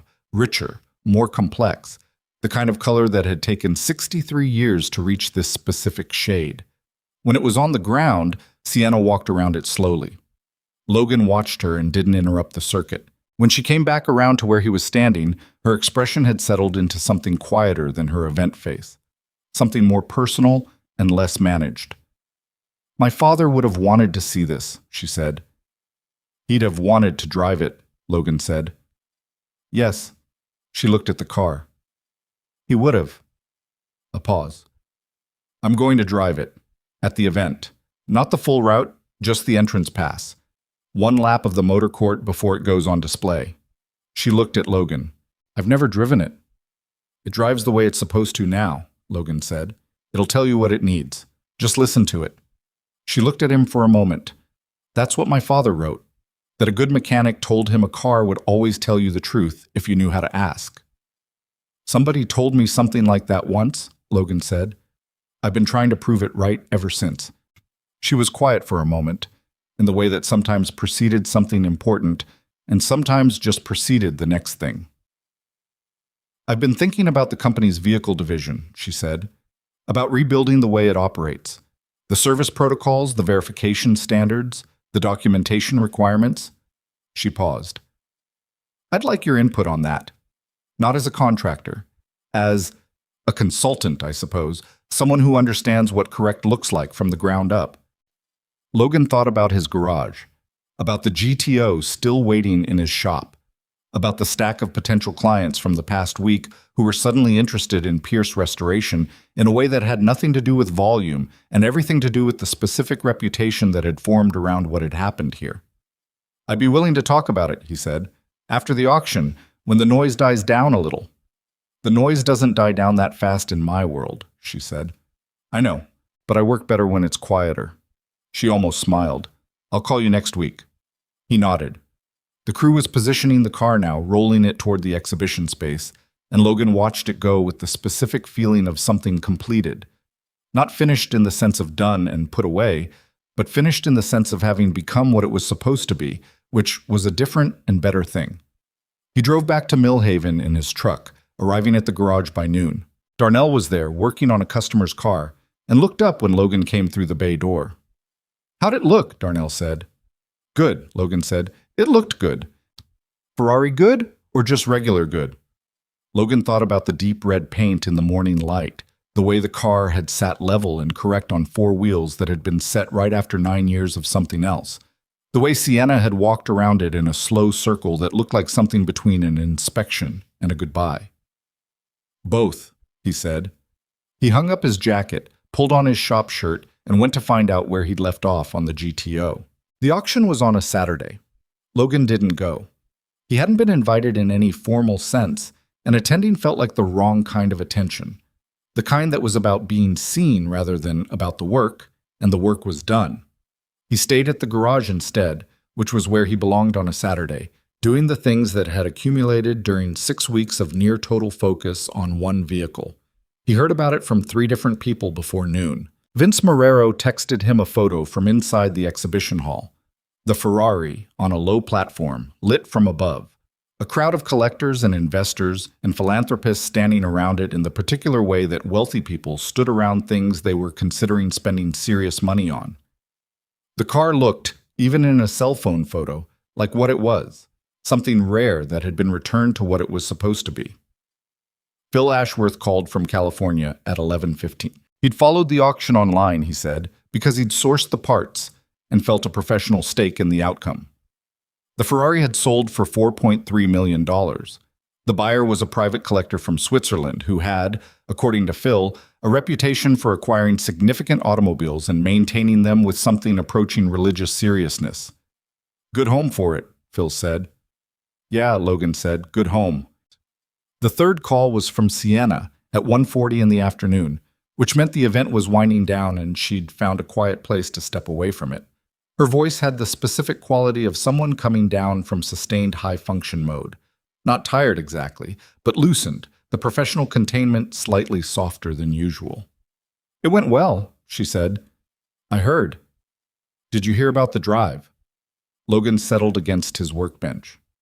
Tell me. She'd done what she said she would. One entrance lap of the motor court before the car went on display, just her and the Ferrari in the open air of a cold October morning. She described it the way someone described something they were still processing, slowly, choosing words carefully, starting a sentence and backing up to start it differently. It talked to me, she said finally, the way my father said it did. I didn't expect it to actually. I thought that was just the thing people say about cars they love. But it talked to me. What did it say? Logan asked. A pause. I don't know how to answer that. That's usually the right answer, he said. She was quiet for a moment. He could hear background sounds behind her, voices, the clink of something, the ambient noise of an event that was still happening without her. He was right about you, she said. My father. He wrote you down in his notes as someone who told the truth about machines. He was right. Logan didn't say anything. There wasn't a response to that, which wasn't either too much or not enough. I'll call you next week, she said, about the consultation. I'll be here, he said. After he hung up, he stood at his workbench for a while and did not do anything in particular. The garage was quiet. The GTO almost finished on the stands. The afternoon light coming through the high windows the way it did in late fall when the sun was low. He thought about a man he'd served once, 11 years ago, who'd asked more questions than most clients and listened to every answer, and who had written down a mechanic's name on a piece of paper and kept it for a decade. He thought about what it meant that the car was finally in the right hands, after being in the wrong hands, after sitting in no hands at all. He thought about the 14 vehicles, the other 13 that were now in various stages of remediation, being done correctly by shops that had been vetted by Raymond Cho's team, every component verified, every certification earned, 14 cars that had been driving around in a state their owners didn't know about and were now being made right, one by one. He picked up his wrench and went back to the GTO. Basit. The noise, as Logan had predicted, did not die down fast. The week after the auction brought the kind of attention that his shop had never experienced and was not structurally designed for. Not physically, not administratively, not in terms of how Logan operated as a person. Journalists who hadn't been satisfied with the statement Sienna's team had put out. Potential clients who had read the coverage and concluded that Pierce Restoration was suddenly the most credible independent shop in the region. And a handful of people in the automotive restoration community who reached out not for business reasons, but because they recognized something in the story that they wanted to put a name to. The journalists he still routed through Doug, who had taken to answering those calls with the efficiency of someone who had found an unexpected professional interest. The clients he handled carefully, because the sudden volume of interest was both opportunity and trap. Say yes to everything, and you'd promise more than you could deliver, which was exactly the kind of thing he'd spent his career refusing to do. He sat down with Darnell at the end of that first week and had the conversation he'd been building toward since the payment cleared. I need to raise your rate, Logan said. Darnell looked at him. You don't have to. I know I don't have to, Logan said. I want to. You've been at the same rate for 4 years, which is a failure on my part that I don't have a good excuse for. He slid a piece of paper across the bench. That's what it should be. Darnell looked at the number. His expression did something complicated that resolved into something that wasn't quite neutral, but wasn't fully open either. The face of a man who was more moved than he wanted to show. That's a significant jump, Darnell said. It should have happened 2 years ago, Logan said. The math works now. It should keep working if we're careful about what we take on. How careful? Careful enough that we only take on jobs we can do right. Not careful enough that we turn down every good opportunity. Darnell was quiet for a moment. You're going to need another person eventually. Probably, Logan said. Not yet, but you're thinking about it. I'm thinking about a lot of things, Logan said. One thing at a time. Tep. The consultation with Sienna was not one meeting. It was 7, spread across 6 weeks in 2 locations. Her company's vehicle management facility outside Chicago and Logan's garage in Mill Haven, because Logan had insisted on at least some of them happening here, in his space, where he could show rather than only describe. What she wanted was not a report. She'd had reports. Cho's team had produced reports of considerable length and detail, and the investigators handling the federal case were producing their own, and the company's outside counsel was producing yet another layer that Logan didn't need to understand in detail. What she wanted was a different kind of input, from someone who understood the mechanics of what had gone wrong at the actual physical level, who could help design protocols that made the same thing harder to do the next time. Logan was not a consultant by training or by inclination. He was a mechanic who was being asked to think about systems, which turned out not to be as different as it sounded, because systems were how he thought about cars. You didn't fix a car by addressing only the part that had failed. You fixed it by understanding why the part had failed and what it was connected to, and then you addressed the system so the failure couldn't propagate the same way again. He said essentially this at the second meeting, sitting across a conference table from Sienna and Cho and two people from the company's legal team, and watched the legal team write it down in a way that made him suspect it would appear in a document later in slightly altered form. The core problem, he said, wasn't that someone committed fraud. Fraud happens because systems allow it. The invoices passed through a corporate approval process that was controlled by the same person authorizing the fraud. That's a structural problem. You fix it by making sure approval and oversight are separated, and by building in external verification for work above a certain value threshold. What kind of external verification? Cho asked. Someone like me, Logan said. Independent, with no relationship to the vendor and no stake in the outcome except getting it right. He paused. Not me specifically, someone with the credentials and the willingness to actually look at the car instead of just reviewing the paperwork. That exists in the industry? It exists, Logan said.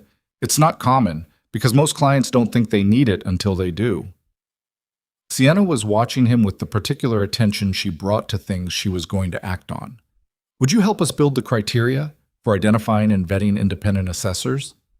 Yes, Logan said. That I can do.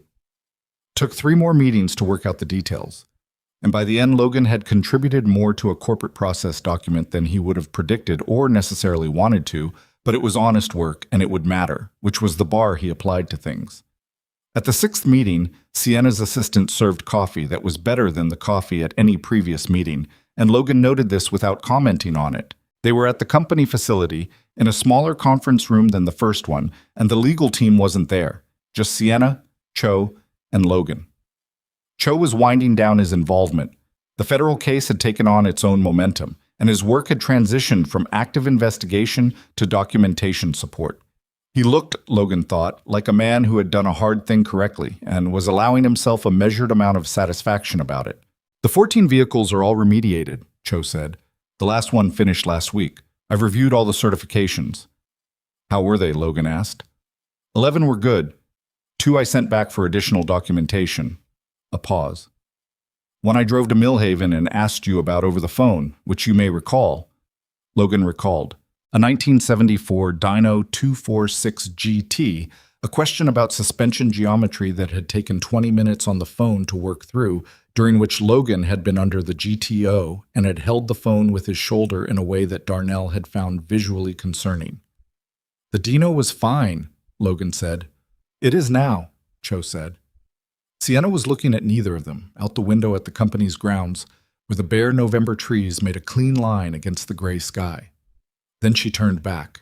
Marcus's case goes to a grand jury in January, she said. The federal investigators have what they need. Doug Carey told me your documentation was, and I'm quoting, the kind of evidence that makes prosecutors happy, because a mechanic who measured brake bore diameters and logged part numbers is harder to discredit than a corporate whistleblower. I wasn't a whistleblower, Logan said. I was fixing a car. The distinction matters less than you'd think in a courtroom, Cho said. It matters to me, Logan said. Sienna looked at him. I know it does, she said. That's why it worked. Boss. Marcus Elroy was indicted in January on wire fraud, mail fraud, and conspiracy charges. Logan read about it in a brief paragraph on a legal news aggregator that Doug sent him and filed it away without dwelling on it. The legal process would take time. It always did. And the outcome was not something Logan could affect or needed to manage. He had given what he had to give. The rest belonged to other people and other systems. What he thought about, in the days after reading that paragraph, was not Marcus specifically, but the calculation Marcus had made. Somewhere, at some point, Marcus had decided that the gap between what the paperwork said and what the cars actually contained was a gap he could profit from indefinitely. He had been right for a long time. Years. The fraud had run for 18 months with the specific vendor Logan had found, but Cho's broader review had uncovered evidence suggesting similar arrangements with other vendors over a longer period, a pattern of behavior rather than a single decision. Logan understood from his work the particular way that small compromises accumulated. You replaced one correct component with an incorrect one, and nothing happened immediately. The car still ran. The brakes still functioned. The steering still responded.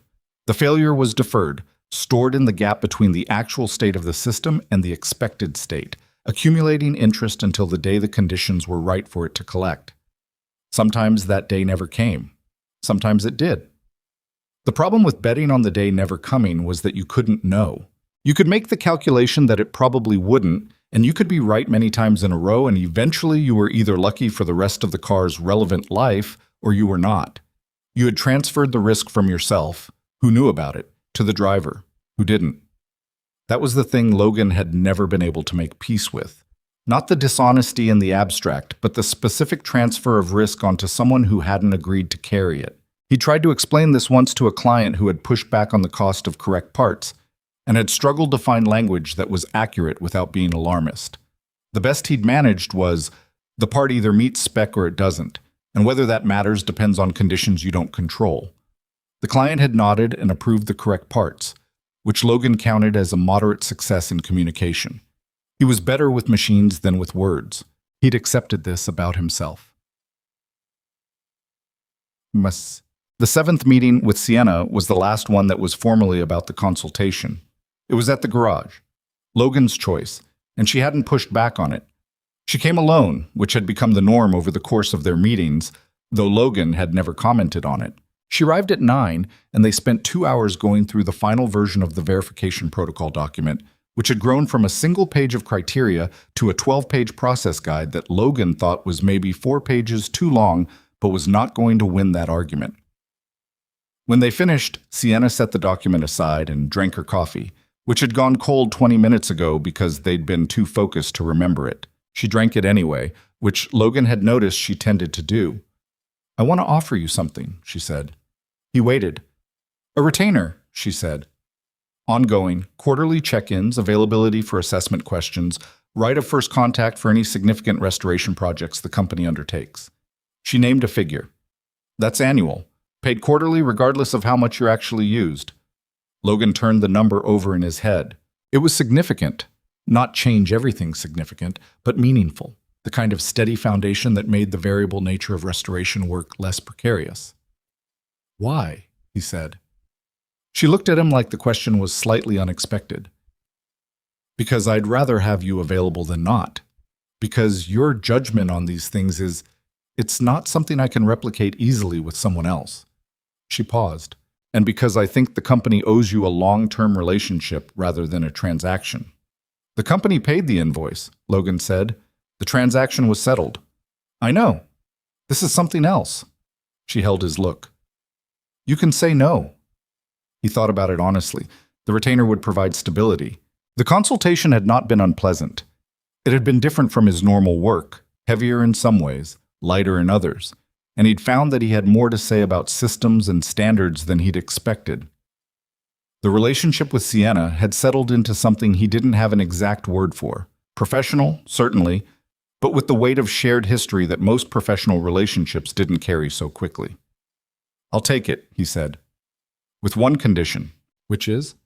"If I ever tell you something is wrong with a car, or with a process, or with anything in your vehicle operations, you hear it the same way you heard it the first time. Not through a filter." She didn't hesitate. "That's not a condition. That's just how it would work." "Then yes," he said. They shook hands across his workbench, which had grease on it and a torque wrench and a cup of pens, which was not the surface on which he'd have designed a professional agreement, but was where this one happened, and he decided that was appropriate. Maggie found out about the retainer because Logan told her that evening at dinner, which was pasta again, slightly better salted this time. She listened to the explanation with the focused attention she gave to things she'd decided were important, and when he finished, she asked 2 questions. "Does this mean the bank won't take the garage?" "The bank isn't taking the garage," Logan said. "That was resolved a while ago." "I know, but does this mean it definitely won't happen again?" "It means we're in better shape than we've been in several years," Logan said. "It doesn't mean nothing will ever go wrong. Things go wrong." She accepted this without visible distress, which was one of the things about her that he found difficult to explain to people who asked what it was like raising a kid alone. She had a realistic relationship with uncertainty that most adults didn't develop until much later, if they developed it at all. He suspected this was partly her nature and partly the thing they'd both had to learn after Maya, and he didn't know which part to feel grateful for and which part to feel sorry about. "Is Sienna nice?" Maggie asked. Logan considered the question with the care it probably didn't technically require. "She's serious. She takes things seriously. She's honest about things that are hard to be honest about." He paused. "Yeah, she's good people." Maggie nodded like this confirmed something she'd already decided. "Good," she said. And then she went back to her pasta, which meant the topic was filed and the conversation had moved on, because Maggie operated that way. A thing was worth discussing, and then it was known, and then you ate dinner. Logan ate his dinner.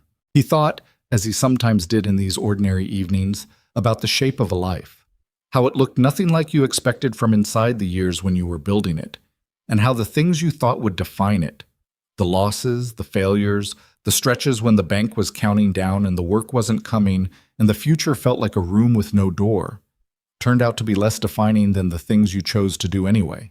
He hadn't chosen to be honest because he'd calculated that it would pay off. He'd been honest because he didn't know how to be otherwise in a way he could live with. That wasn't virtue. That was just how he was wired, for better and occasionally for worse. And the worse had been real. The years of watching faster, less careful shops take work he could have had if he'd been willing to sign things he hadn't verified. The clients who'd gone elsewhere because he wouldn't promise a timeline he couldn't keep.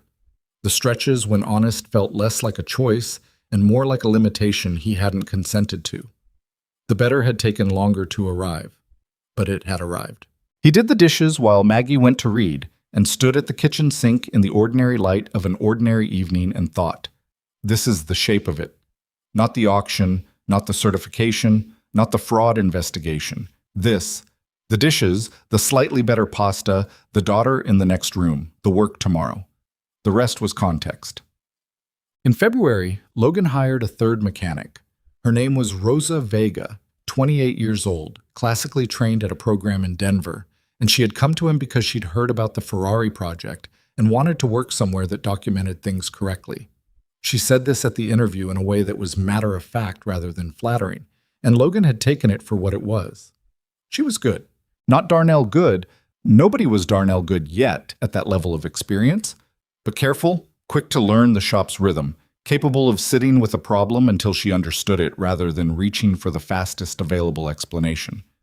She asked questions that told Logan she was paying attention to the right things. Darnell had looked her over on her first day with the assessment he gave to new tools and new people, which was thorough and silent and concluded after about a week. His verdict was delivered to Logan via the shorthand they'd developed over 9 years. He stopped finding reasons to recheck her work, which meant he'd decided it didn't need rechecking. The shop ran better with 3. Not easier.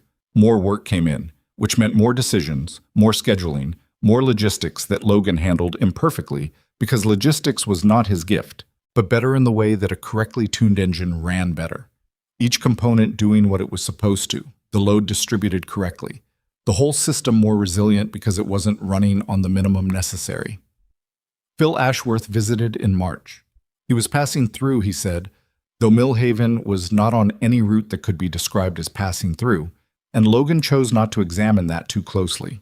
He came on a Wednesday, looked at the shop with the eyes of someone who understood what they were seeing, and approved without saying so in exactly those words.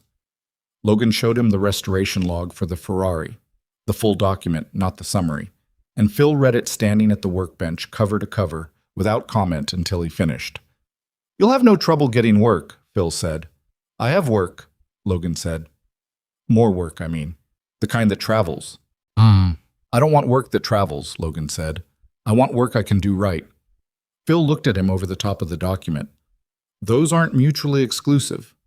"They can be," Logan said, "if you lose track of which one you're actually optimizing for." Phil set the document down. "Fair point," he said. They had lunch at a place down the street that was not remarkable in any way, and talked about part sourcing and the state of the Ferrari market and a 1967 Lamborghini Miura that Phil was sourcing components for somewhere in northern Italy, and Logan felt through the whole conversation the specific ease of talking to someone who cared about the same things for the same reasons. Quote, the federal case against Marcus Elroy concluded in the fall. Logan learned about it from Doug, who called him on a Tuesday afternoon with the brisk efficiency he brought to information he knew Logan would want, but would not pursue himself. Marcus had pleaded guilty to 2 counts of wire fraud and 1 count of conspiracy. The sentence was 3 years, with the possibility of earlier release on good behavior and the certainty of restitution payments that would follow him considerably longer than the sentence itself. The documentation you provided was cited in the plea agreement, Doug said, specifically the part number cross-references and the invoice analysis. The prosecutor told me it was the cleanest evidence package she'd received in a fraud case in several years. Good, Logan said. That's all you've got? Good? What else should I have? Doug was quiet for a moment. Most people want some version of satisfaction when someone who targeted them gets convicted. He didn't really target me, Logan said. He targeted the people who were going to drive those cars. I was just in the way. Another pause. Logan. Yeah. You're an unusual person. I'm a mechanic, Logan said. People keep forgetting that. He heard Doug almost laugh, which for Doug was the equivalent of a full laugh from someone else. I'll send you the case summary, he said, for your files. Appreciated, Logan said, and meant it. He added the summary to the evidence drawer, which had become a project file rather than an evidence file. The distinction feeling important, the way the end of something clarifying what it had been all along. He kept the drawer locked, not because the documents were still sensitive, but because it felt right to keep them together. A complete record of a specific piece of work. In November, a year and 2 months after the Ferrari had first rolled off the transport trailer into his garage, Sienna Holloway came to Millhaven with no agenda. She had called 3 days before, said she'd be in the area for a meeting, and asked if she could stop by. Logan had said yes.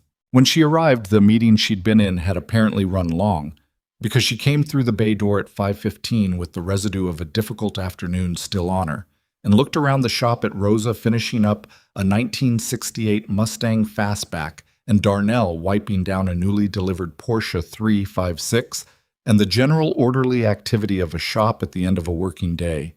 And the difficult afternoon seemed to get a little lighter. How's the 356? She said, because she knew what was in the shop now. Not because she checked up on it, but because Logan had mentioned it in their last quarterly call. Complicated, Logan said. The previous owner's idea of a restoration involved several things that weren't restorations. Sounds familiar.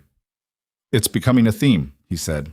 She sat on a stool near the workbench, his stool, which she'd started using without asking at some point during the consultations, and which Logan had decided was fine, and drank the coffee he poured without being asked, because they'd been past the asking phase for a while. How's Maggie? She said. Good. She won a regional science competition last month, ecosystem project, different from the one she was working on when this started. Ecosystems again? She commits to a subject, Logan said. Sienna smiled at that, genuinely, without the professional overlay.